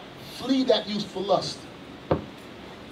That's when you wasn't governed, you didn't know no better. But now you learn the laws of God. How can you allow yourself to get caught like that? How do you allow yourself to get caught like that? It's time for us to grow spiritually. Watch this. Proverbs 5. So after today, if any of you all, and I'm going to start with the sisters first, if you let any of these brothers get up in your head, and not all of them, well, let them get in your head, and you don't seek counsel, shame on y'all, you get exactly what you deserve. A brother in here is trying to talk to you or whatever, oh, sisters, another thing, stop looking for men out in the world and think you're going to bring them to the truth. Don't do that. Let them come in and learn first. Don't think that you're going to, and brother, don't try to find a woman out there in the world that you're going to bring her to the truth. By marrying her. Don't do that. That's dumb. You're dealing with an unbeliever. That's fornication. But anyway. Also, too, one thing for brothers and sisters proving, sister proving a brother, brother proving a sister. Don't be in here, you talk to one sister, you talk to one brother, you find out that, oh, they're not the one for me, and then a week later, you're trying to prove another brother or another sister. That's you having that provision inside of you. That's lust you're trying to fulfill as fast as you possibly can. That makes you a whore or a whoremonger. Two at the same time. Because you're really not trying to prove them and become aged together with them. You're just trying to scratch that itch you got as soon as possible, but you try to do it a righteous way, saying we proving each other, or you were just talking to him a week or two ago. Now you already proving somebody else. You ain't even giving yourself time to move on from the brother that you were supposed to be proving at first. You're just looking for sex, and you're gonna get jammed up in the worst way possible. I want to say something on that, on proving. There's a difference with being cordial with one another, I'm talking about the opposite sex. There's a difference between proving each other, and there's a difference between betrothal. Being cordial is you talk to brothers. Hey brother, how you doing? Single brothers just talk. Proving is both of you are knowledgeable to the point that you both understand that we are going to find out what do we have in common. We're trying to find out something about each other. And in that you might find out he's not my type or she's not my type. And then you decide it's not going to work. Cool, no problem. All's fair. But what you should do from that is take a step back and then re-examine yourself and say, what is it about me that, or what is it about him? Let me go. What is it about me that maybe he didn't like? Or what is it about him that I didn't like? What did I learn from that in it that I should see that I shouldn't go that direction? Why did I see something in him initially? Was I driven by my lust? What was it? Because everybody read the Bible don't mean that they're your type. You can have a righteous man. There's nothing wrong with him. He's just not your type of man. Or she's not your type of woman. And there's no harm, no foul. But you should always, if you're at the proving stage, at least step back and re-examine. Because if you don't re-examine or take a good hard look at it, and you move on to the next woman or the next guy, you're going to make similar mistakes. You got to ask myself, why did I get to that point where I decided not to? Or how did I get to the point to even say, let me prove it? There was something he said or she said that made me consider. And now I'm seeing a side of them. And I have to make sure that I don't, maybe there's something, a vibe that I give off, that I attract that kind of woman. It's self-examination. And I think that's what the officer's trying to tell you. Stand back for a second. There ain't no rush. Trust me, he ain't going nowhere. It's not a rush. It's not a rush because these decisions you're going to make is going to be lifetime decisions. Listen, the children that are born to you, that's the God's will. The person you choose is what you chose. And that is the single biggest decision you will make in your life, is who you choose as a spouse. Hope you understand that. Because it's forever. So if you make I would think that would be slow. You better take so much time, investigate, reinvestigate, get in an argument, see how she handled it, see how you, cold showers. Yeah, whatever. But boy, I can't imagine people getting betrothed after a couple weeks, a couple months, and they betroth. I'm like, wow, boy, you really a gambler. I pray this works out for you, but boy, you know you two don't even know each other, right? Proverbs 5? Yeah. Proverbs 5. 5:15. Proverbs chapter 5, verse 15. Drink waters out of thine own cistern, and running waters out of thine own well. Let thy fountains be dispersed abroad, and rivers of waters in the streets. Why can't I'm in 6, that's why. Read on. Verse 17. Let them be only thine own, and not strangers with thee. Right. When it says drink waters out of thy own, give me that. And I want what's what I asked you before about youth, Ecclesiastes 9. No, you stay right to that. Get Ecclesiastes 9 for me. Read that again for me, officer. Proverbs chapter 5, verse 15. Drink waters out of thine own cistern, and running waters out of thine own well. When it says drink waters out of thy own cistern, meaning deal with your own woman. Deal with yours. The grass is not, well, the grass ain't green on the other side. Y'all be getting disenchanted with your spouse. Well, you chose her. It said, drink water out of thine own cistern. Read on. And running waters out of thine own well. Read on. Let thy fountains be dispersed abroad, and rivers of waters in the streets. Read. Let them be only thine own, and not strangers with thee. And don't go deal with strangers outside of your wife. Read on. Let thy fountain be blessed, and rejoice with the wife of thy youth. With the wife of your youth. I'm going to tell you, for those that are married, newly married, the years go by quick. I know y'all don't see it because you're young, but the years go by quick. And one day you're going to wake up and you're going to realize you're 20 years into it. You're like, damn, when the years went by? Make good memories. And whatever bad memories you have, you better compound it with good ones now. Because life is short. Now, you can have 20 years of just headache or make it right. But at the end of the day, you two together. But you're going to wreck the marriage. With the wife of thy youth, read on. Verse 19, let her be as the loving hind and pleasant roe. Let her breast satisfy thee at all times. Let her breast satisfy thee at all times. And drink water out of thine own cistern. Read on. And be thou ravished always with her love. And be ravished with her love. Well, sisters, I want to say this. For that man to be like that, you got to be pleasing. You got to have a smile on your face. You got to come in the house and warm his heart. You can't come at you like this. You got to be nice. You got pleasant words. You know, you can move that man to greatness or you can tear him down. And vice versa. It's not but one way.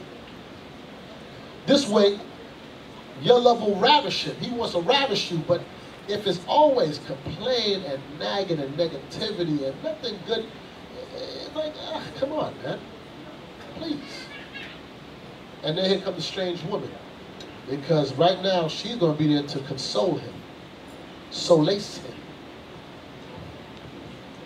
Give him no reason to look nowhere else. Y'all believe, generally, that he don't got no choice. He's stuck with me. Because he can't have another woman. Is that the reason why you want your man to be with you? Or you want to be with you because he wants to because there's nobody else? A lot of you want to think because you got him trapped. You don't want a man trapped. You want him, you want to unlock the door and he keep on running home to the house. He trying to break out. It's a skill that you all have, but in many cases, not used. Not used. Our foremothers had that skill, where they made the men yield to them because of their righteousness and their wisdom, and they know how to speak. We'll go to that in a second. Yes, sir. 1 second. Yes, sir. Shalom. You mentioned cordiality. Is there different levels to proving a spouse? Yes, sir. Oh, well, I think, yeah, I believe so. And I'll tell you the first is friends. You all speak in the school as friends. Friends don't have no real deep, I mean like friendship. Like, hey, brother, shalom, sister, you two talk generally. It ain't no real personal conversation. But then when it's time that you try to prove somebody, you kind of too realize that I'm single, you're single. Are you attracted? Or do you see something in me? Yes, I see. Okay. So let's all find out. What are your likes and dislikes? What's your aspirations? What do you want? But if you go to, yo, so what you got on? Oh, God. Ain't that, wouldn't that be so damn lame? And you, yeah, oh, no, nothing. Hey. So, yeah, there are levels. And then once you get past the proving stage where we've talked enough, we've been monitored. Sister, don't be on the phone all day with them. I'm telling you, you can't talk for 5 hours every day. The conversation going to turn to sex. I'm telling you what we're going to do. We're going to find a way to talk about sex. We ain't got that many words anyway. Yeah, everybody wants to talk about. I'm telling you what we're going to talk about. We're going to find some slick way to bring it up. Has that ever happened to you, sisters, before? In the world, in the truth, you don't know. If are you on dumb mode? We're going to talk about sex. I'm telling you. Proverbs 5:20. And why wilt thou, my son, be ravished with a strange woman and embrace the bosom of a stranger? Right, embrace the bosom of a stranger, a proud woman. A woman that's not your wife. Why would you do that? There's no justification for it.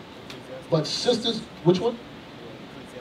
Yeah, there's no justification. But sisters, make it very difficult for that man to go and do that. Always look at yourself and say, what have I done to be the best wife that I could be? Even in some cases, when your husband is not the best man he could be, it doesn't change who you're supposed to be. A lot of times your reaction is based off what you get from them. He ain't right, he ain't doing right, so I'm going to be the same way. No, don't be that kind of woman. And we're going to read that in a second too. Give me live joyfully. Ecclesiastes in the Bible. Ecclesiastes chapter 9 verse 9. Live joyfully with the wife whom thou lovest all the days of thy life, of thy vanity. It says live joyfully with the wife whom thou lovest. Because what happens in marriage, sometimes the thrill is gone. You know, it's like, you know how the brand new car is? You like riding around, and after a while, wheels start running down. Like, nah, I don't want to drive it so much anymore. Tune it up. Give it a new paint job. But that's what you're supposed to be driving. It says, live joyfully with the wife of thy youth. So it's not living with your spouse, but making joy. Because you can live your life and be miserable in life with that person. How do you make it joyful? Are you putting forth men? Are you nurturing? Okay, sidebar, men. If you have a recurring problem with your wife, when I say recurring, I'm talking about years of the same problem. Start examining yourself on, have I been teaching her diligently to get a different response? If you haven't been teaching her diligently, meaning if she's fully rejecting the Bible, it is what it is. But if you haven't been teaching her diligently, you can't expect a different response from her. She doesn't know how to give it because you didn't put the information into her to draw from. So then you find yourself arguing with them, and ain't no Bible open, and you're looking for solutions. What will come about will be fatigue. You'll be looking at the clock, it'll be 9 o'clock, you'll be arguing, it'll be 11:30, you'll be arguing, it'll be 2 o'clock, you'll be arguing, and you're like, I gotta get up for 5:30 for work. You're like, tired to go to bed. And there'll be no solutions. Who's been through that before?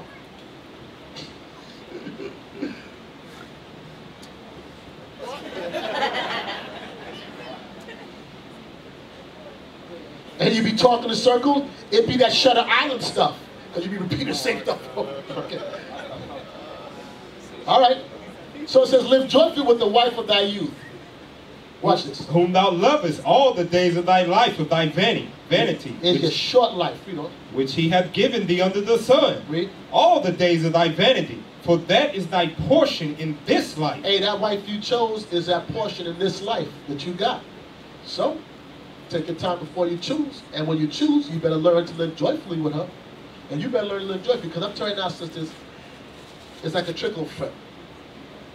If he ain't happy, he ain't going to make you happy. And it ain't going to work.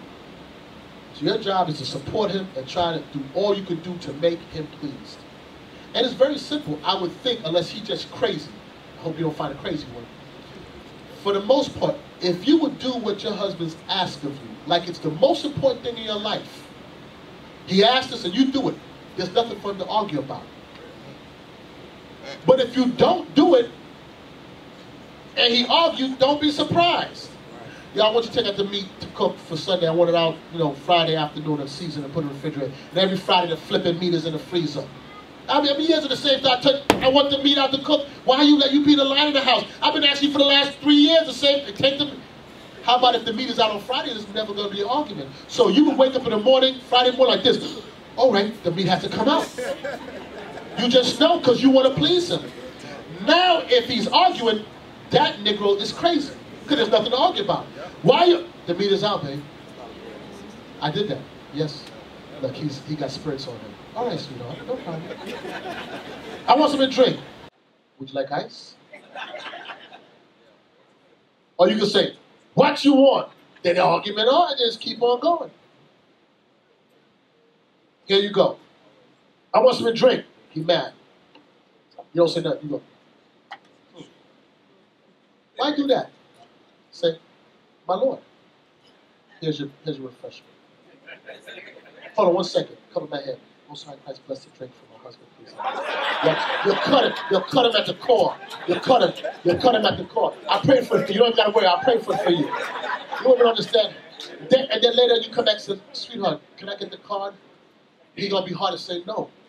But if you go like this, and it be lukewarm, it be tap water, warm tap water, nigga. And then you come later, I need some money. Man, move from me, man. Watch this, 1 Peter 3. 1 Peter 3, that's what you holding? Yeah. You want some? You want some? All right, First Peter 3. You know, I share. You don't feel that. When you ladies gonna learn and work what you got? I ain't talking about no sex. You gonna learn start using your hands. Y'all never gonna win against him. He the Lord of the house. You gonna argue. You always gonna come out a loser then. So there's more than one way to skin a cat. 1 Peter chapter 3, verse 1. Likewise, ye wives, be in subjection to your own husbands. That's where your problem is. 1 Corinthians 11 and 1. Give me that, the order. 3, 11 and 3 it is. 1 Corinthians chapter 11, verse 3. But I would have you know that the head of every man is Christ, and the head of the woman is the man, and the head of Christ is God. That's the order.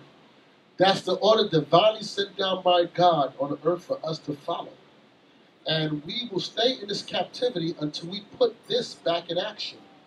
God, Christ, man, and woman. And for the most part, we don't have a problem with God, Christ, and man. Is the woman part right there. Is where the variable is. That's where the problem is. And not in all cases is the woman's fault, because the man doesn't, one, carry themselves like God's they're supposed to. And it's because you just don't know. And you're being retaught now. And you women don't know how to carry yourself like women because you're being retaught. And you're learning. So you two can learn together and let God govern you. But the problem is right there, that man and woman. Because the white man told you all that you're equal. And he'll pay you more money and he'll give you more privileges than the man. So you all decide to raise up against us. Because the white man has made the black woman his lieutenant. And you all love it. They've taught you. You ain't above us. You ain't equal to us. And that was God's choice. But you want me to tell you. Now you can either ride along with us, and we can do this together, or you can fight against us, and we can stay in this captivity until you figure it out. But it ain't never going to change. It is what it is. Go back to 1 Peter 3. 1 Peter chapter 3, verse 1. Likewise, ye wives, be in subjection to your own husbands, that if any obey not the word, they also may without the word be won by the conversation of the wives. It says that this woman, it says, likewise, you women be in subjection to your own husband. That if any obey not the word, meaning the husband, if he's not right, then he might be won over by the way you carry yourself. So you may have a husband that may not be right in the way he's dealing. But it's your responsibility now to win him over by your conversation. Not for you not to come out the spirit. So you can be absolutely right and absolutely wrong by the way you handle it. So now you got in the marriage with a man, and you realize he got layers of problems. Now you could be that woman that resists him and argue, or you could sit back and say, you know what? Okay. This is the cards I'm dealt. I'm in a situation. I better grow spiritually now so I can start trying to help this man along his journey. Or I'm going to spend the rest of my life in problems with this man. He's stupid as hell. But you know what? I'm not going to say to nobody. I just know that myself. But it's all right. He's my stupid man. And I'm going to guide him up in these scriptures. But I'm not going to tell you stupid. I'm going to tell him he's great. And I'm going to show him how great he is. I'm going to nurture him. That's skill. Or you can tell that he's stupid and have problems. Men, you can have a wife, but you got to guide up. And sure, you know, boys, you don't know this. I'm about to guide her. Or you could just beat her down and not raise her up. Because you need her to come up to where you at. Oh, hey, let me help everybody out. This is the playing field right here. You just got to open what's inside of here. That's all you got to do. It's simple.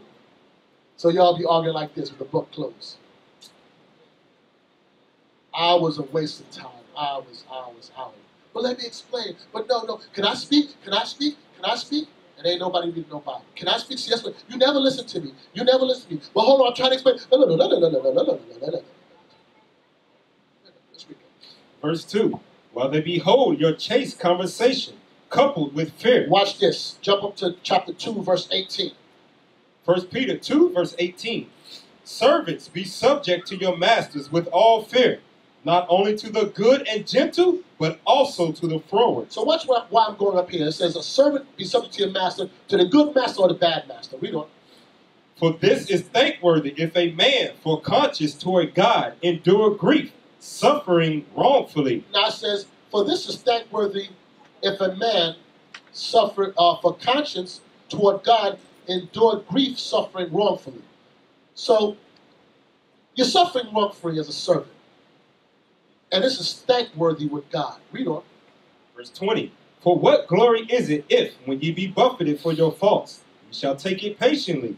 But if when ye do well and suffer for it, ye take it patiently, this is acceptable with God. So if you get buffeted for something you did wrong and you take it, so what? But what is it when you get buffeted and you didn't do anything wrong and you take it patiently? This is acceptable with God. Chapter 3, verse 1. Likewise, ye wives, be in subjection to your own husbands. Even if you got a husband that's out of order, you still got to be in subjection to him, just like the servant got to be to their master. Likewise means exactly like you read before, you got to do the same thing. So minimize the chance that you're in a situation with a man that's walking wrong. Be patient. See how he handles himself. See if he's one of those brothers that's violent, can't control himself, yells. You're not going to find out first because we're going to say we're going to hold the door. We're going to do everything. I keep on saying the same thing over and over again. You got to have a little problem before you get married with him. It says in marriage, we just read that, Trouble in the flesh. there's trouble in the flesh in every marriage. So before you get there, and you two trying to find out where you at before betrothal, you talk enough that you figured him out and you see what she's about. You'll investigate it. And then you make the best educated guess that you can make based on multitude of counsel. The scripture says that a multitude of counsel is safety. So if it's something of God, men and women, all the leadership will say that's a good move. Yeah, I see that. Y'all took some time, you talk, okay, yeah, he's in a good place. Yeah, she's in a good place. If somebody said, I'm not too sure, then you say, okay, pump the brakes, let me hold back. But the day you say you betrothed, oh man, it's over. You say like back in the world, you get engaged and break up. Once you two say you two betrothed before everybody, we know that, that's it. There's no do-overs. Do you understand that? That's before he even sleeps with you. Do you understand that? So you can be betrothed 20 years, and there's no coming out of it. Why, brothers, is she's stuck with you, bound to you, just off of betrothal. Why is she bound to you? Brother Amir. Scripture says if a man vow, like you gotta hold up to it. Not really, because we're talking about marriage. It's somewhat right. Any other brother? No, got a inkling. Obadiah. She's already chosen by him. Somewhat. I'll give you the answer here. Because what happens when you two say you are betrothed, now you are saying she's my what? She's my wife. So the only thing that is keeping you from consummating the marriage, because you already said, I'll betrothed, she's mine, is what has to happen in between you before you lay down after you betrothed. Brother Razis. The paperwork. So when you said me and her are betrothed, you said we getting married. We only waiting on to sign the papers to consummate the marriage. That's why you can't you can't put him away once he say we betrothed. You just waiting on the paperwork to finish it off. That's why. Now you could be betrothed for 20 years, and you can't move forward. So now you went and got betrothed with the man.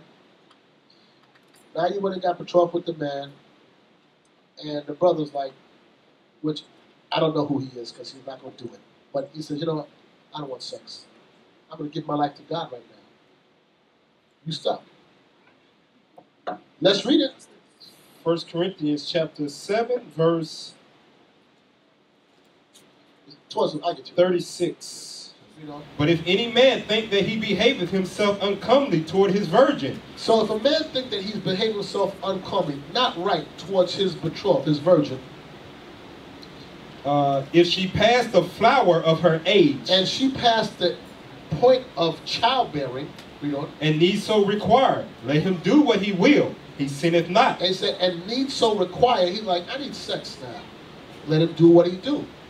He sinneth not. Let them marry. He said, he sinneth not. Let them consummate and go on with the rest of part of, because it's betrothal, the marriage paper, then is sex. All three of those are different components of what ends up being a marriage. So from the time you get betrothed, you're bound. There's a contract. There's no breaking contract unless it's dead. Then the contract gets signed, and then you get the goods. Sisters, y'all be given the goods up front before no paperwork. Listen, let him sign the paperwork. He don't sign nothing, and then he done tap it, and he gone, and whatever, and you screwed.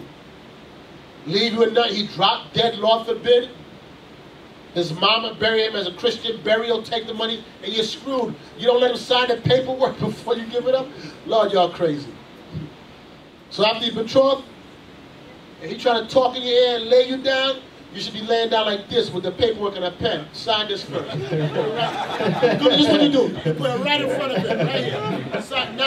You can't even see it. Sign it first. Guy do me like this. He like this. He take that paper and crumple it. Yo, what's up? Read on. Verse 37.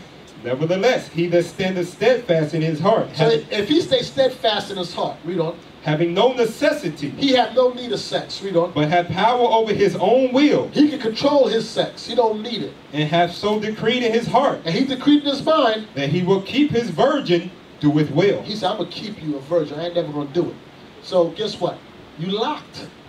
So the day you get me here and says, I want to make it, brother get me and say, I want to make an announcement. Me and so-and-so are betrothed. That day he said that, you better be like, oh, no, we not. I didn't speak to Officer Carr about that. I don't know what, he betrothed to something, but not me. Oh, but if you say yes, Lord, that day we all hear that, and we know it to be true. Don't come back next week and tell me, nah, I found out that it's not going to work out. And so what, Hope? You laughing. We serious about it. There's no turning back then. So the day he said that, you better be fully persuaded, fully convinced, after thorough investigation and getting counsel, over and over again, and you're like, okay, I'm going to take my chance with this man. Okay, I'm going to take my chance because I spent time in getting to know this person, and there's nothing more I can know about them other than the part that comes after the paperwork. It's the only part of him I don't know. I don't know of her. Everything else I pretty much know. You understand that? Or do it your way. Let's see how it works out for you. Let's go back to where I was at Peter's. 1 Peter chapter 3, verse 2. While they behold your chaste conversation coupled with fear, whose adorning, let it not be that outward adorning of plaiting the hair, and the wearing of gold, or of putting on an apparel, but let it be the hidden man of the heart, and that which is not corruptible, even the ornament of a meek and quiet spirit. It says, I'm sorry, finish. Which is in the sight of God of great price. It says that you may win him over. Verse 3, whose adorning, let it not be the outward adorning, because you think that you can fix yourself up right, and that's going to win him over. Nah, if he's out of his mind, ain't going to win him over. It got to be a conversation. When he's acting like a fool and he's doing things wrong, you stay in order. He coming, he's out of spirit, you still do the things that were supposed to be done. Yes, my Lord, you know he's bugging right now. But I'm just going to do my job. No problem, my Lord. I'm just going to get it done. Yes, sir. Okay, what you need, this and that. All right, he's right. Okay, I'm just going to do what I got to do. It says, let it be the adorning, whose adorning, let it not be, I can't say. The outward adorning of plaiting of hair, and of wearing of gold, or of putting on of apparel. Read on. But let it be the hidden man of the heart, in that which is not corruptible. Listen what it says. Let it be the hidden man of the heart, ladies, which is not corruptible. It's very easy for it to be corrupted if he's not right. It will put a spirit on you that you ain't right now. Don't let him pull you out the spirit. You still stay right. Because, like I said, you could be right, but the way you handle it will make you just as wrong. So don't make it be the corruptible, but let it be the hidden man of the heart, meaning in here. He's not going to move me. That's why I said, don't be no dumb women. Nah, he ain't going to move me away from God with his foolishness. He can act up. I'm going to stay right. I'm going to walk right. Because at the end of this, that's him answering to God. Yes, he says that later on. It's a heavy chapter right here. And if he don't get right, I pray for him. But God may deal with him. Yeah, you read about that in the scriptures. I'm trying to, yeah, right. Remember Abigail? Yeah, Nabal was a fool. Nabal didn't want to get together. But she still saved his life. And she didn't embarrass him. She didn't try to embarrass him in front of his friends or whatever. And he never got it, he never fixed it. And then he dead, and David scooped her up. Some of you men ain't right. You the next dude in here, you be dead off and gone, God forbid. The next man be scooping like, oh, I married David. But she stayed in her order, is the point. Read on. Even the ornament of a meek and quiet spirit. That's the point. That she has a meek and quiet spirit. Because some women, you can shut up. Well, I don't know about that. It's hard for you. But you could, for the most part, you could, I don't know. It's here, man. You women can't shut up. Not all of you. Most of you. Like your mouth, that jaw reaction, like it just keep on moving. You know, you react easy. You provoke easy. You have to respond.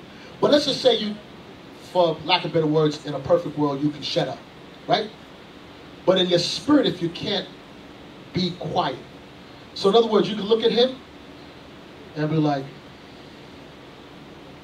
and your spirit ain't meek and quiet. You got to look at him and know that he's wrong and be like, I pray for you, I love you, get right. And that's hard. Because of showing your faith. Here's your food.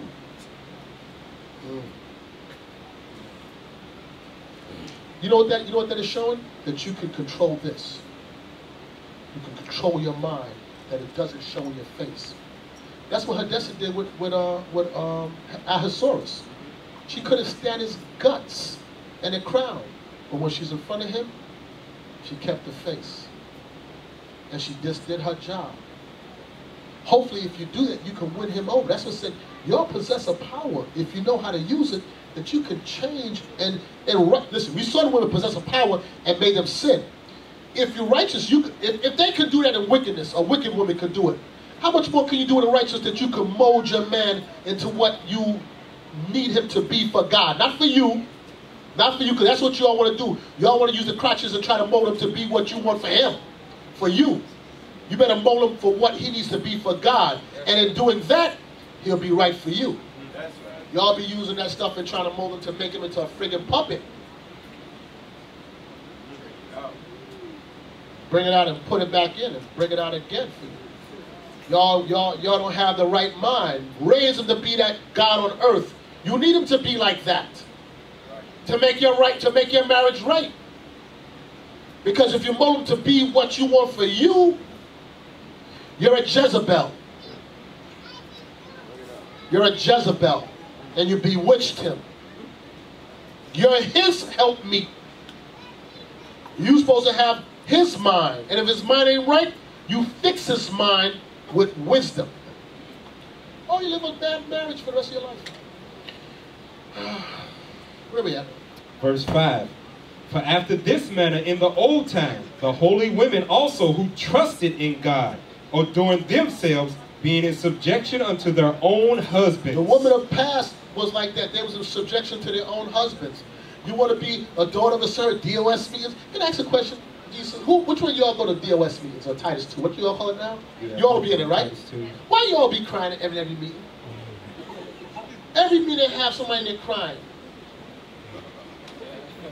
You know, you come on. What's I cry for? Life is that bad? Marriage just be that bad? You'll be crying. You're like, I can't stand it. I'll be telling my wife, every time I see the meetings, there's somebody in there crying. And some of y'all be going, let me say something. Oh, God, I got something to say. Sisters, be careful what you be saying to them daughters saying to me. I'm telling you, some sisters be giving up too much information. I'm telling you, be talking too much. It's going to come back to bite you. I heard one time, so I was like, oh, God, if her husband know what she just said, Lord, I'm telling you now, listen, have a council of one. Certain things you express, I understand you want edification, but some of them don't be edification, some of them be masked with venting. Yeah. And I be hearing it, and I be laughing. I want to tell some husbands, boy, if you know what your wife was just saying in there, love, boy, you won't be talking too much. Run your mouth. A silent and loving wife. It's a gift of the Lord. Yeah. Verse 5. For after this manner in the old time, the holy women also who trusted in God, adorned themselves being in subjection unto their own husbands, even as Sarah obeyed Abraham, calling him Lord, whose daughters ye are, as long as ye do well and are not afraid with any amazement. The amazement that you're not afraid, because the world's a certain way, the one way, but you're going to be in obedience to your man. And you men got to be good men. Just like they got problems, you got problems. Now, if you don't even know, some of you men be grown men. I always say this about the video game. It's hard for a woman to look to you as her lead, her guide, and you're a big clown. Play, everything is play, game, video game, and come on, man, mature. No, I can't say that. Well, yes, I can. Be that serious man, Astoria man that she looked to as a guide. But if she don't see like that, she may not say it, but she always, please. She need a lion, a righteous man. Not a lion in the house, but a righteous man that she respects and honors. But if you don't carry yourself like that, you there years and you still don't know the scriptures, you can't explain, you've been fumbling around here. If you're here for years, you should be leading. In some capacity. I'm not saying everybody's going to be officers, but in some capacity. But if you're here 5, 6 years old, you ain't nowhere. Come on, man, you're a joke. Come on. Verse 7. Likewise, ye husbands, dwell with them according to knowledge, giving honor unto the wife, as unto the weaker vessel. Now here you go. Now giving honor unto the wife, as unto the weaker vessel. What does that mean, brothers? Shalom. So you have to deal with the weaker vessel. She's emotional. You have to deal with her on those tendencies. How to speak to her, say kind things to her, and deal with her with knowledge according to the scriptures. Yeah, somewhat. Yeah. I'm looking for certain words to see if you. What you said? All right, let me hear you. Young man. Shalom, Brother Uriah. Just like how you ain't right, she ain't right, so you're going to need patience to grow and develop. Read what it says. What did it say? 1 Peter chapter 3, verse 7. Likewise, ye husbands, dwell with them according to knowledge, giving honor unto the wife, as unto the weaker vessel. Okay. Give me the answer. 1 Corinthians. 1 Corinthians chapter 12, verse 22. Nay, much more. These members of the body, which seem to be more feeble, are necessary. Okay. Feeble and weak say the same thing. Parts of the body in a person's body that you think are less comely or not necessary, like in comparison to the heart, right? Or the head. The big toe is not as big as the deal, right? But you need that big toe to keep your balance, or you'll bust your head wide open. So it may not seem to be important. You understand what I'm saying? Parts of the body, like your eyelash, or this right here, it keeps the sweat out your eyes. When you're without it, you'll recognize how much you need it. It's telling you about a wife. Brothers that have wives, think about your life. If you have wife and children, think about your wife. And remove her out the picture. Who's getting up changing diapers? I'm going to tell you right now, when my wife had the firstborn son, oh, yeah, I want to feed the baby, change diapers, my firstborn boy, whatever. Man, listen, get up. You joking? Nah. Yo, come on, man, he crying. I don't get it for what? Shut up, I'm not getting up. Remove out the picture, and you like this, and you be hitting the other side of the bed, and be no wife, you're like, oh God, baby, cry. Your eye bloodshot, you stressed. Trust me, Men that got wives, especially if your wife is worth something, you don't want to do it without her. You can act like the tough guy, but you be that dude after the high holy day trying to get an extra plate of food to go home with. Yeah. Married men be like, nah, don't worry about that. I'm good. Oh, she gonna come tomorrow anyway. Brother be taking 3 or 4 plates for the next 5 days. You sit on a little couch in the living room by yourself, do that shit in the microwave like this, like this. When you got a wife, like, nah. So get rid of her and see what happens. The parts of the body that seem to be more weak or unnecessary is most necessary. He that getteth a wife, beginneth a possession. She's necessary in your life. Just don't make her your world. You're her world. You understand that? Let me hear it. Verse 23. And those members of the body which we think to be less honorable, that's right, upon these we bestow more abundant honor. Okay, upon these, I'm giving an example now in the body here. Okay, I walk through the door, everybody want to stand up and listen. I ain't the big one here. You know who the big ones in here is right now that you get the more abundant honor to? Because after I sit here and eat and leave, there's some brothers that staying back and cleaning this place. There's somebody gonna keep that bathroom clean. They're the one, because who want to come in next week and the bathroom got skid marks in it, there's food all over the floor. That's the one that's keeping this. I'm telling you, the strength is within the body. It ain't here.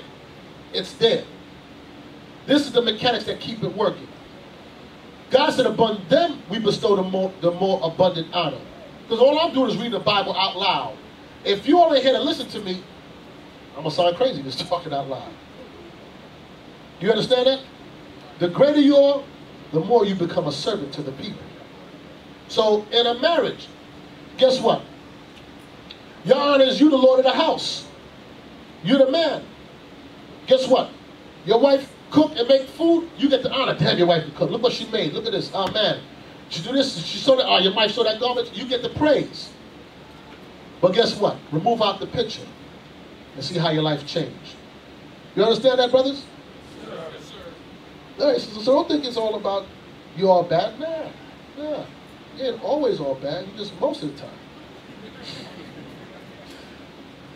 I'm just joking. Read. Go back to Peter. 1 Peter chapter 3, verse 7. Likewise, ye husbands, dwell with them according to knowledge, giving honor unto the wife as unto the weaker vessel. Now you understand that, right? So you're supposed to love her. If she's doing right by you, you do right by her. Read on. And as being heirs together of the grace. What? As being heirs together of the grace of life. So if you're heirs together with the woman, you better bestow upon her the more abundant honor. Because you two are doing this together. Brothers be acting like, nah, I don't need her. I'm like, I don't need her. Yes, you do need her. If you want to build your house. Now, need her to the point that you're going to run at your witch fund? No, not that. But when you come home, you want your place tidy or things done or whatever you want to do, you need her. Because you two are building a possession. She's joint heirs with you. Read on. That your prayers be not hindered. And then you wonder why things don't work. And that's why your prayers are hindered. Read on. Finally, be ye all of one mind. Husband and wife, be of one mind. The one mind is his mind. A wife after thy mind. Sometime, brothers, I want you to listen to me clearly. I want you brothers to listen to this clearly. You have some women that are really good at what they do. I want every brother paying attention to me. There's some women that are really good at what they do. And they will program you. Meaning, they will be in your ear. And you be thinking it's your bright idea, and that's them talking to you. You better be careful. You understand me? You brothers understand what I'm saying? Yes, sir. No, you don't. I'm going to explain to you. My wife talked to me, I'm telling you, those that know me, I don't be listening to my wife. Really, I don't. Unless she come with a script like that, for the most part, and I'm talking about like everyday conversation or whatever. But like, yeah, but let me tell you what happened, so I do not listen. And she be talking, I tune her out. I tune my wife out. Nah, I'm not interested. Now, if she quote a scripture, I'll go, so What you say that? Okay, let me hear what you're saying. But women be talking with emotion a lot of times, most of the times, all the time. What I feel, what I think. I don't listen to that because she's programming your dumb behind, and then next you know, you be angry because she angry at that sister. You like, yeah, she did. And you walk in here with an attitude. I've seen her happen. I might be talking. I'd be like, what? So you didn't hear me? What you said? Huh? No. Yeah. Huh? She said, forget it. Yeah, that's right. Forget it. Because because I felt she was talking, and and I'm telling her, and I was thinking about, I got a phone call. Yeah, there'd be nobody on the phone. Like, Most High Christ bless. I'll be saying nothing. And guess what? She put that spirit on you. Be of one mind. That mind is whose mind? Your mind. But if your mind ain't in the scriptures, then it's going to be her mind. Read. Finally, be ye all of one mind, having compassion one of another. Having compassion of each other. Loving your husband even if he ain't right. You dare trying to nurture him, and you brothers love her because she's the weaker vessel, but you don't want to do this without her. Read on. Love as brethren. Hey, how many of your marriages that you have, don't answer it because I don't want you to go home with problems tonight. This is rhetorical. How many of your marriages, husband and wife, you look at each other like you're best friends? And I ain't talking about you new married people. I'm talking about you people that married got a little length in it. And more than, if you got more than 3-4 years, no, that's rhetorical, brother. Don't hand me shit. You say you do? Oh, don't let me ask your wife, because if she say no, Lord. Okay, don't ask that. Okay, I tell you, don't raise your hand. Don't put yourself out there, because I'm going to end up asking questions. Wife like, then women get a little out of it. But anyway, listen. How many of y'all can say that you best friends with your wife? It's hard, man. It's hard after so many years of marriage. You're like, it's hard. I'm telling you, it ain't as simple as saying the two shall be one flesh. It's a job. You got to work at it. So it's going to be trouble in the flesh. You got two separate people that's coming together, and she got to have a mind like your mind. And your mind got to be a mind after Christ. It can't be your simple mind. It got to be mind after Most High God, Most High Christ. And meshing two people together. Love as brethren, where you just want to kick it with her. A lot of times you're trying to get away. Sidebar, that does not mean that you be up on your wife 24 hours a day, and everywhere you go, and you be at the Sabbath service, she be standing over your shoulder. And not go sit over there, man. With the women. Yeah, with the women. Oh, you over here. Some of you guys there's got to be a balance. I'm telling you. Because some of you men be, your wife, I know a brother, man, oh gosh, he's playing golf. Every time he hit the ball, he calls wife. You're looking like, yo, y'all just hit it. I'll call you back. Next one, yo, it went in, I'll call you back. Yo, this is not real. Some of you men like that. Wife behind you, every minute behind you. But it says above a friend is a husband and wife. Your wife's supposed to be your best friend. It says friends like brethren, because you know how brothers are. Yo, what's up? Let's go to camp after. Let's go get something to eat. Let's talk. You want to hang out? That's how it's supposed to be in a marriage with a husband and wife. That's what it says, love as brethren. Yeah, bring it up. That goes back to the living joyfully with the wife of thy youth. You gotta have that brotherly love between a husband and a wife.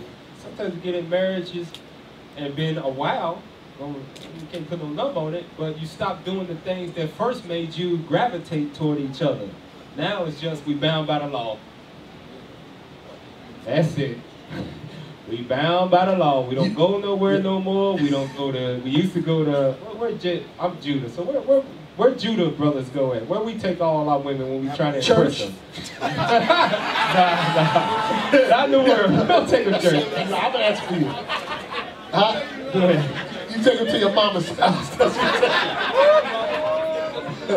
Go to Applebee's and we go to Chili's. You know that? Come on, y'all know that. Act like that, take y'all out to damn Applebee's and Chili's.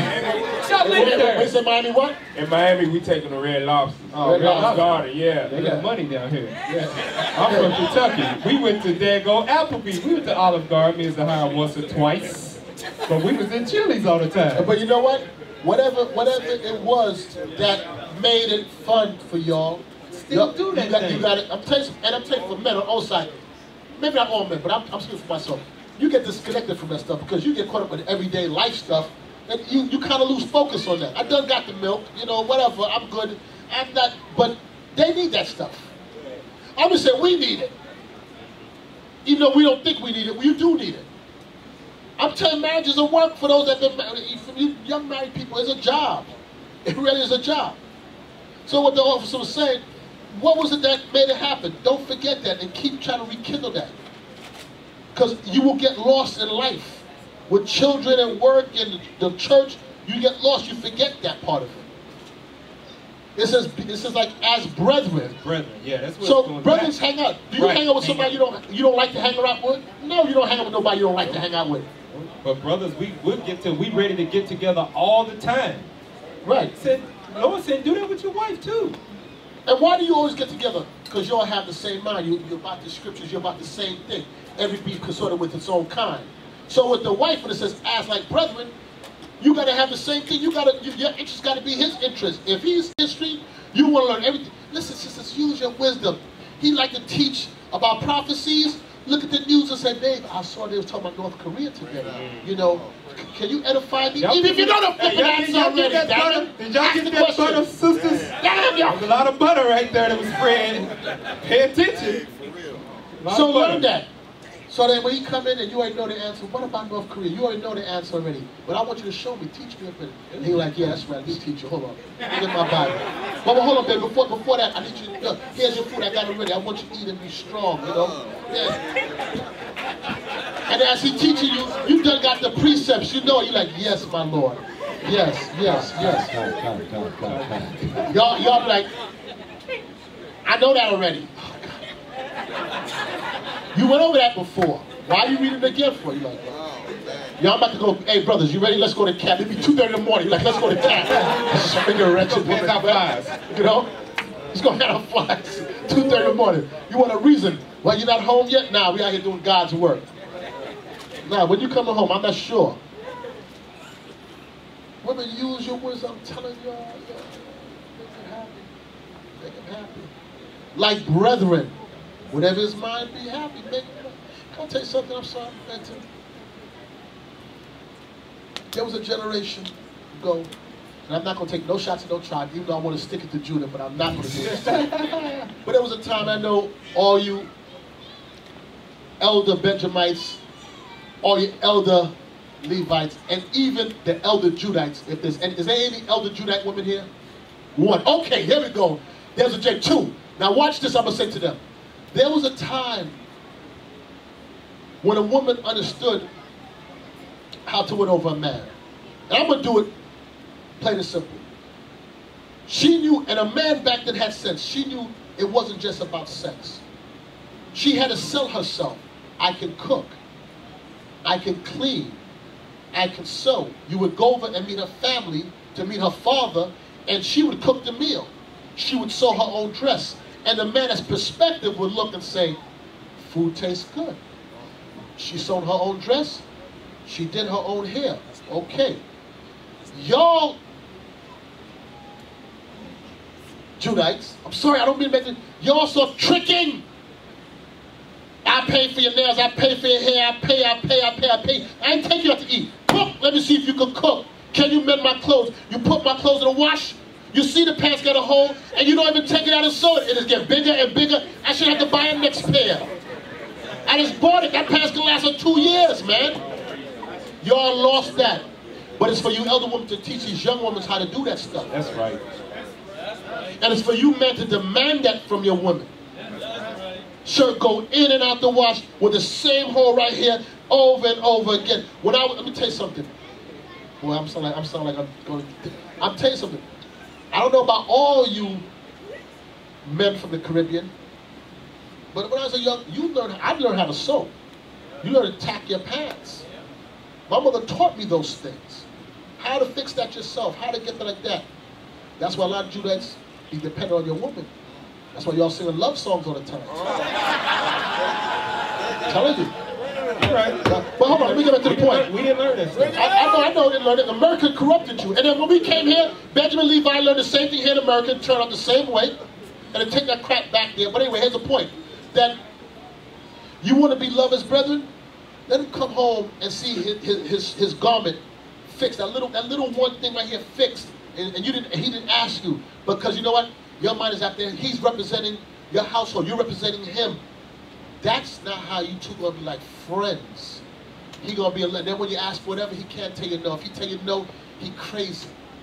He crazy. Simple things. Y'all will miss that stuff. It'll be over your heads. Yeah, if he's a godly man, his spirit will convict you. He'll be cut. He'll be cut. Hey, man, I gotta get myself one over body conversation with the wives.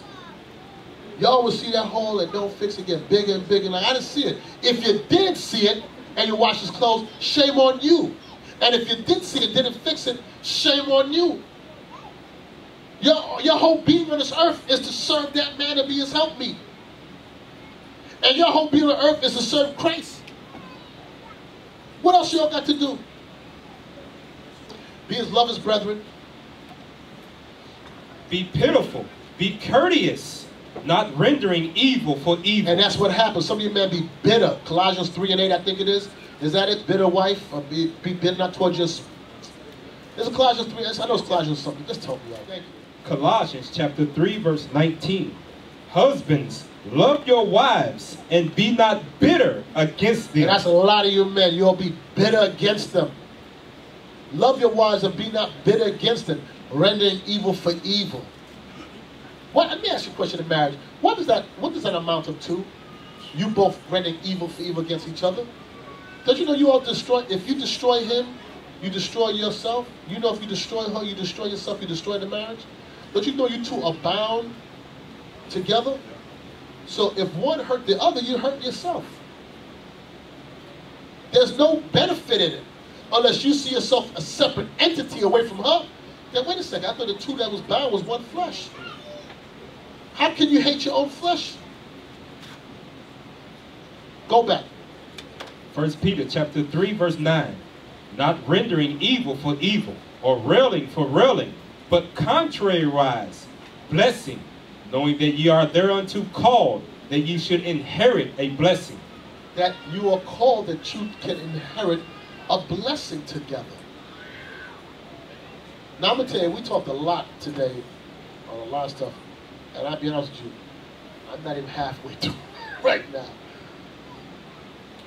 Marriage and who you choose and how you carry yourself before marriage is a topic that you can never teach enough. Hold fast what you heard. For you single ones, for you married ones, what you got to do. Hold fast, rehearse these things, go back over the scriptures. Give me Proverbs 18. Proverbs chapter 18, verse 22. Whoso findeth a wife findeth a good thing, and obtaineth favor of the Lord. It says, whoso findeth a wife findeth a good thing. You know what it means? When it says, whoso findeth a wife? Because you got to shift, you got to shuffle through all these women out here to find a good woman. It ain't easy. To find a good woman for you, meaning it says, make a help me. Like unto himself. Like unto himself. Because there may be a lot of good women out there, but she ain't the good woman for you, for what you need her to do. Some of you men will have a wife and you don't need her to be a super strong cook because that's not your thing. Some of us, we need, like my wife got to be a good cook because I would be a miserable husband. That's what I want. Some of you need a wife that is a working woman that go out there. To go out there, that's what you need. But if she don't have that in her, so you got to navigate. Some of you need women, you need a strong man that's domineering to keep you in check. Because some of you women are very strong-minded. If you have a weak man, it will allow you to become a Jezebel. I'm take some of you women to your husband that's hard. That takes keep quiet, shut up. You got that man that said, oh, but babe, you'll swallow him. You'll swallow, his spirit too timid for you. Some of you women need a more delicate man that talk to you and say, well, I don't know about that. I can't process. But you know what I mean, right? You need one that may be a little more, what's the word I'm looking for? Help me out. Charismatic. Whatever it might be. Some people don't need that. Whatever the case may be. But it says you got to find out. If you find a wife, you got to find one that's right for you. And it's never going to be behind that. That mind, not that mind. This mind. Read it again. Whoso findeth a wife findeth a good thing, and obtaineth favor of the Lord. And what? And findeth favor of the Lord. And findeth favor. If you find a good one, you found favor from God. Because you're going to go out there and gamble, roll the dice, and come up craps. If you find a good one, man, you found favor from God. You understand that, brothers? Yes, sir. Wesley, we'll wrap it up in about a few minutes. Go from that to Sirach 26. Let's go over verse 26. We'll jump back. Sirach chapter 26, verse 26. A woman that honoreth her husband shall be judged wise of all. A woman that honors her husband shall be judged wise of all. That's the kind of wife you have that honors you in word and in deed. She has to honor you. I'm telling you something. A lot of brothers, y'all be honoring your wife, which I'm not going to say is bad, but it'd be too much. And your wife will not reciprocate. Openly. Brothers be professing their love to their wives openly. And I will say that's Judah. Yeah, yeah, you know what I'm going to say. I ain't going to go into that. That's Judah. I've seen a bunch of betrothals. And Judah man said, I love you. With all my heart, mind, and soul, I give a life to her. She's like, I'd be like, yo, take the mic and say something back. She's like, yeah, me too. Y'all Judas be taking a knife, cut, and pull out your heart and hand it to her. And she's like, just put it down right there. I ain't want that.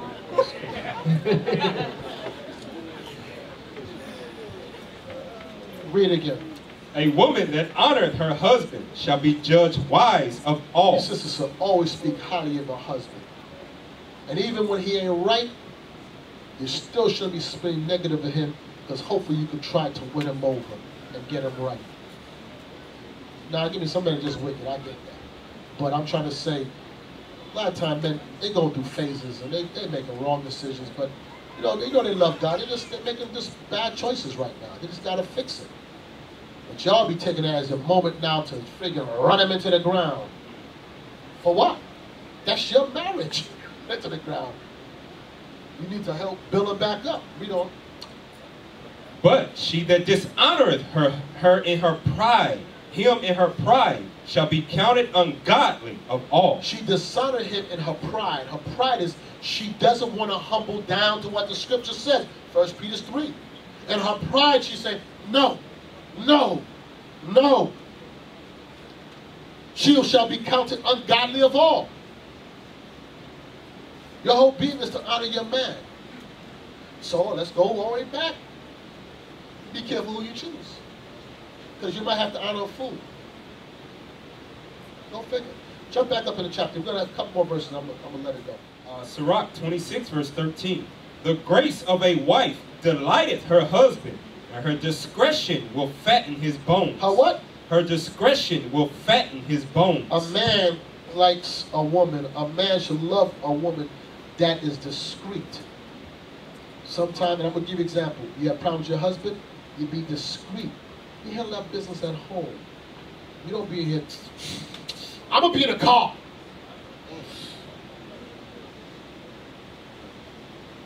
You wait till you get home to discuss whatever problems you have. You don't air it out. You use some discretion on how to deal. Y'all wear it all over your face. And then he got to embarrass you in front of everybody because you just played yourself. You put yourself out there. They're like, sometimes I be seeing stuff, I'm like, man, this is so simple to handle. Read it again. The grace of a wife delighteth her husband, and her discretion will fatten his bones. She will fatten his bone. Her discretion will make him strong. A silent and loving woman is a gift of the Lord. Lord, give me them gifts. Rain them down. Rain down the gifts to us, man. The silent and loving wife. A silent wife. I don't know if you brothers experience this, but one of the first pet peeves is, yo, just keep quiet. Sometimes you all can't even hear wisdom because you all be talking. Just listen. There's an art to listening. There's an art to listening to understand, and then sometimes you just listen to respond. Listen to understand. But you got to be pulling scriptures, that person. Listen to understand. A silent and loving wife is a gift from God. Why is it saying it's a gift from God? Because it's hard to find a woman like that. Because most women are clamorous. They love to talk. Do you know it's hard to argue if you're quiet? If he's tripping and you're not saying anything, and you just get quiet, and he's just yelling, after a while he's going to get tired of just yelling. And when he's finished, did you understand? Yes, my Lord. I'll make sure I fix that. Okay, so if he's still yelling, he's crazy. Because you know he's going to yell? You like this. He's going to say, look at me. I said, I'm talking to you. Look at me. You're like, see, that's what you just keep it going on and on and on. You just look at him. Yes, my Lord. You whisper so low he can't. Did you hear what I said? What did you say? I said, yes, my Lord. What did you say? I said, yes, my Lord. Speak up. Yes, my Lord.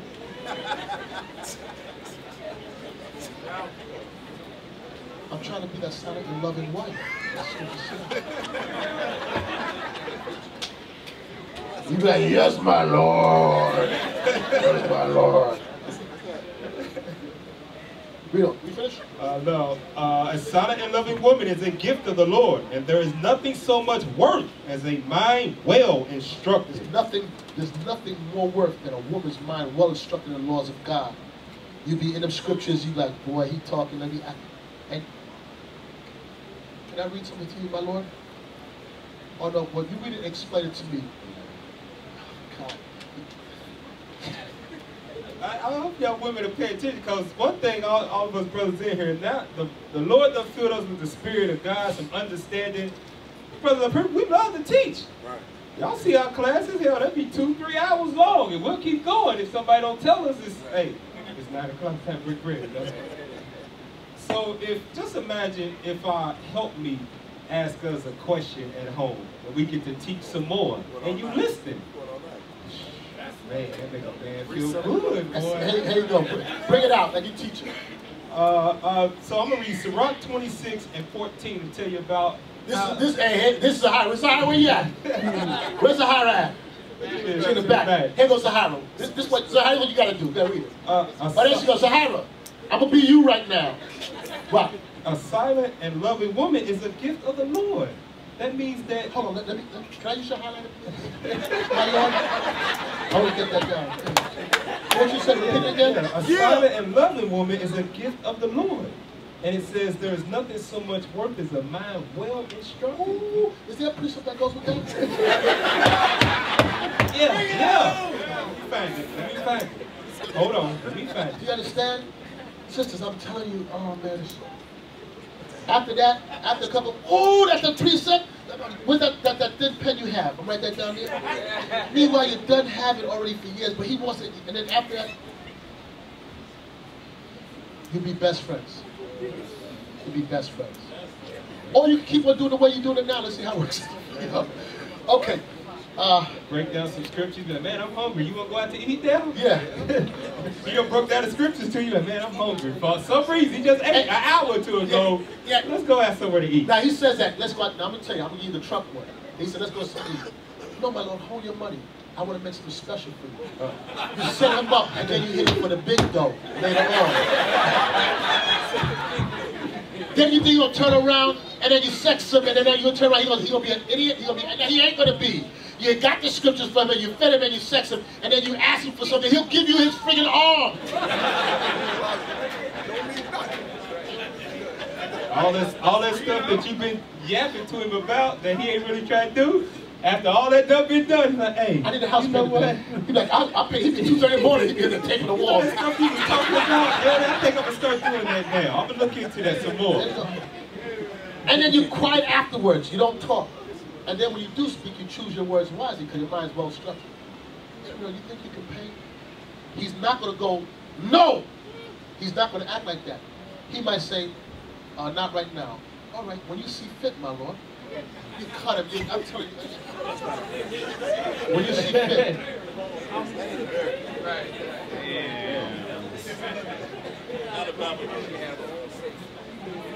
Proverbs 31, we're going to wrap it up. Proverbs chapter 31, verse 10.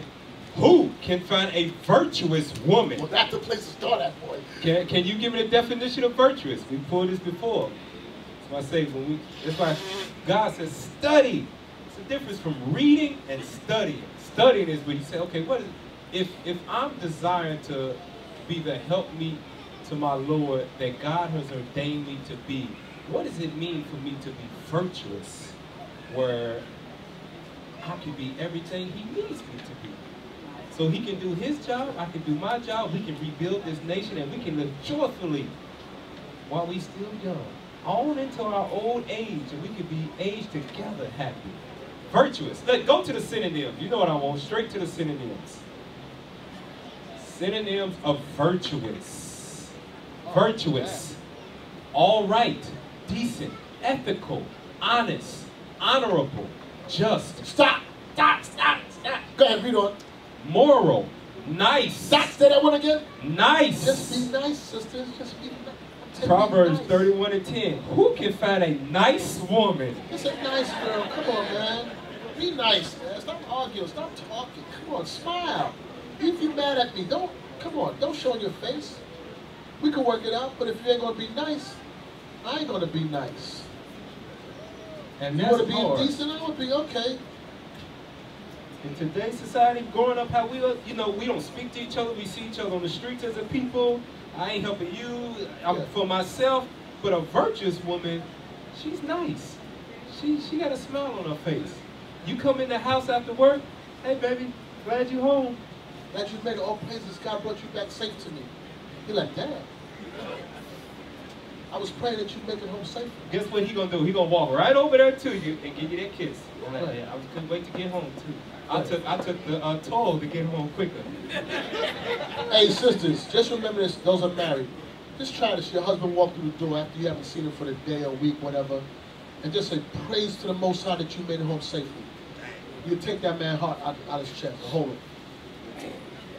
When these brothers come back in from camp, y'all should be clapping. All praise to the Most High brought you men back safely from doing the work. And then you ask the brothers, can you get that for me? He's like, yeah, you carry a car. They come back, you're like, what you want, peanut butter and jelly or turkey sandwich? Hurry up, I gotta hurry to get the rest of the sandwich. What you want? I want both, damn it. And take the crust off of both of them. But wash your hand first. Read that again. Proverbs chapter 31, verse 10. Who can find a virtuous woman? Read. For her price is far above rubies. That's what I'm talking about, again, finding a wife. It's hard out there because all these women out in this world is ratchet, scandalous. It's hard to find them. He's telling you that they're a gem. But when you find that one, brother, you better hold on to her. And if you told me that's the one, and you took it, now you trying to tell me something different, I'm going to tell you you're a fool. Don't come to me. I don't want to hear that. Because I remember before when I was saying hold on, he's like, nah, she's the one. And after you get it, he's like, nah, I don't know about that. Man, I don't want to hear that. Don't come. Don't waste your time to come to me. Don't talk to us a couple. Don't come to me. Nah, that's all again. I'm severe. Go ahead. Don't come to me. So, severance again. You gonna say, don't come to me either. We just pass it down to you. Yeah. Go. Verse 11. The heart of her husband doth safely trust in her. Why is heart trusting her? Because she has a mind after his mind. He know that she's not gonna do nothing dumb. She's gonna do exactly what he would have done. Because she thinks like him. She studied him and learned his likes and dislikes. How you in a marriage after so many years you don't know what your husband's likes and dislikes are? That's why you study in arguments for. You don't know that's gonna trigger him and you keep on doing the same thing that trigger him? You don't know what your likes and dislikes are? If you know what her likes and dislikes, you ain't gonna do the things that's gonna trigger her. And you ain't gonna do the things that trigger. Come on, man. Read on. So that he shall have no need of spoil. He won't have no need to step out nowhere else. She will do him good and not evil all the days of her life. She gonna do him good and not evil. You know? She seeketh wool and flax and worketh willingly with her hands. Okay, now this is for us, Benjamin. We don't like no lazy woman. Levites, we don't like no lazy woman. Ephraim from Puerto Rico too. Gad too. All the tribes. I don't think, maybe not Judah, but that's, you know. Hey, listen. That's not true. Judah like a woman working. I take that. Verse 14. She is like the merchant's ships. She bringeth her food from afar. She riseth also while it is yet night, and giveth meat to her household. You know, when I hear this, even though I know on some levels, well, in worldly, that, you know, women, families in the world are wicked. But when I read this, I see a lot of my mother and my grandmother. My mother used to be, I'll tell you, on Sunday morning, my mother would be up, I don't even know what time, I used to wake up. I wake up Sunday dinner done cook when I wake up in the morning. I be waking up to Sunday dinner. It's supper time. I mean, I don't get up my house, you can't get up 3 o'clock in the afternoon. Nah, every day you up early, 8, 9 o'clock, the latest maybe, on the weekend. And food, if it ain't done, it's on the stove cooked. That's what wake you up. The women were different. There was a different type of woman back then. They'd be the last to go to bed, shut down the house, the first to get up. The job of the man is to provide, and then my mother worked too. And his job was, the man's job is somebody breaking the house. He gonna be the one to get up. She stay in bed. I know a Judite, and I'm not exaggerating. That one time, if this was happening, I'm sorry, you think I was taking a jab at Judah, but this is real stuff. When I say you're gonna remember it, there's a Judite laid up with his wife in bed and heard some noise and told his wife to go check. You know what I'm talking about? You remember that? Look. I'm gonna tell you so you know. He told his wife to go check. Lord, if that was my daughter's husband, I'd have beat him. Y'all had to demote me. I'm trying to beat him. Yo, you told a woman go check. I couldn't imagine. I'm trying to imagine a woman looking like, yo, that's the time you're gonna say, y'all messed up. Y'all had the wrong dude right here. And then you still gotta smile and say, you better go get a concordance and find all the scriptures on being brave. And put them in little posters all around the house so he can learn that. Because Lord, I can't imagine telling her like that. You know what? For her obedience and subjection to you, you got to give your life for her. But it's kind of hard to give your life if a woman can't shut up. Because you know, if you can't shut up, I ain't getting up that bed. Nah, I ain't moving. You go check. Now I'm going to sit right there with the pistol until they come around. I ain't going out there for not for you. Hell no. Nah. I gotta use the bathroom first. I gotta pee. You go check. I'll soon come. Hurry up. Go check.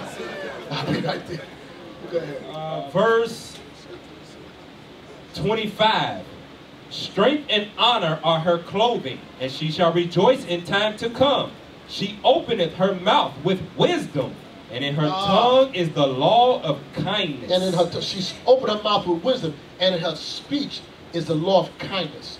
She's a hard-working woman who's pleasant. She has sense.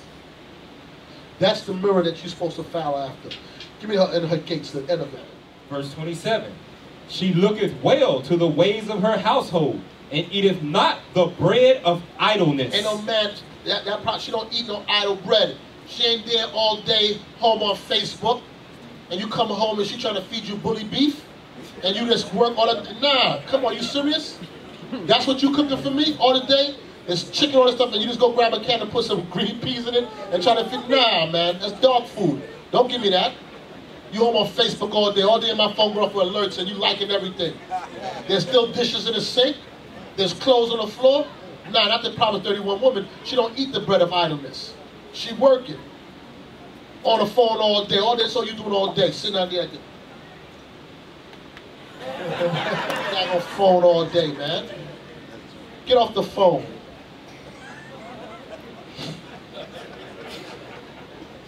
Hold on. Read that verse again.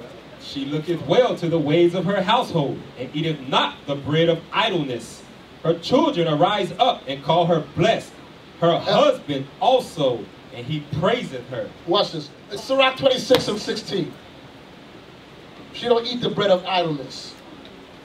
The book of Sirach, Ecclesiasticus. I guarantee you, if you're right man, he gonna be pleased. You be his best friend. Read. Chapter 26, verse 16. As the sun, when it ariseth in the high heaven, so is the beauty of a good wife in the ordering of her house. She knows how to order a house. And some sisters just don't know that, and they have to be taught that. That's what you elders are supposed to be doing. Teach them how to order a house. And some of you men need to want to work. Some of you men lazy as hell, don't want to go work. Find excuse, don't want to keep down a job. If you, I tell you, see, hey, let me tell you something. I'm getting a woman some of it, but some of you men is real bums. Not in here, I hope. Real bums, don't want to work.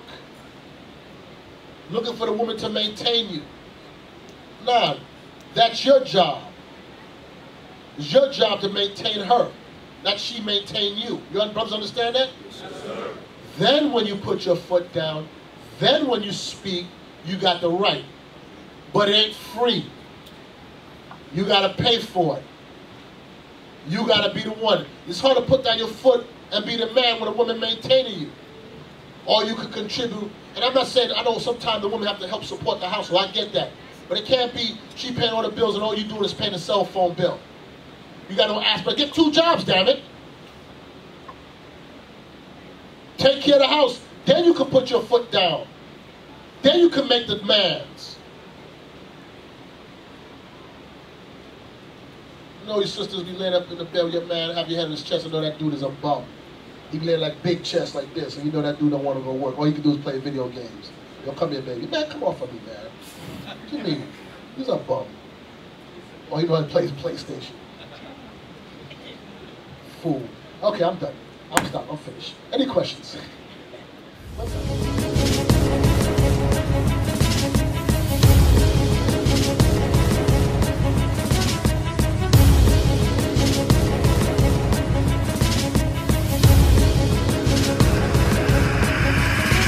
Shalom, Israel. I'm Elder Nathaniel, Israel United in Christ.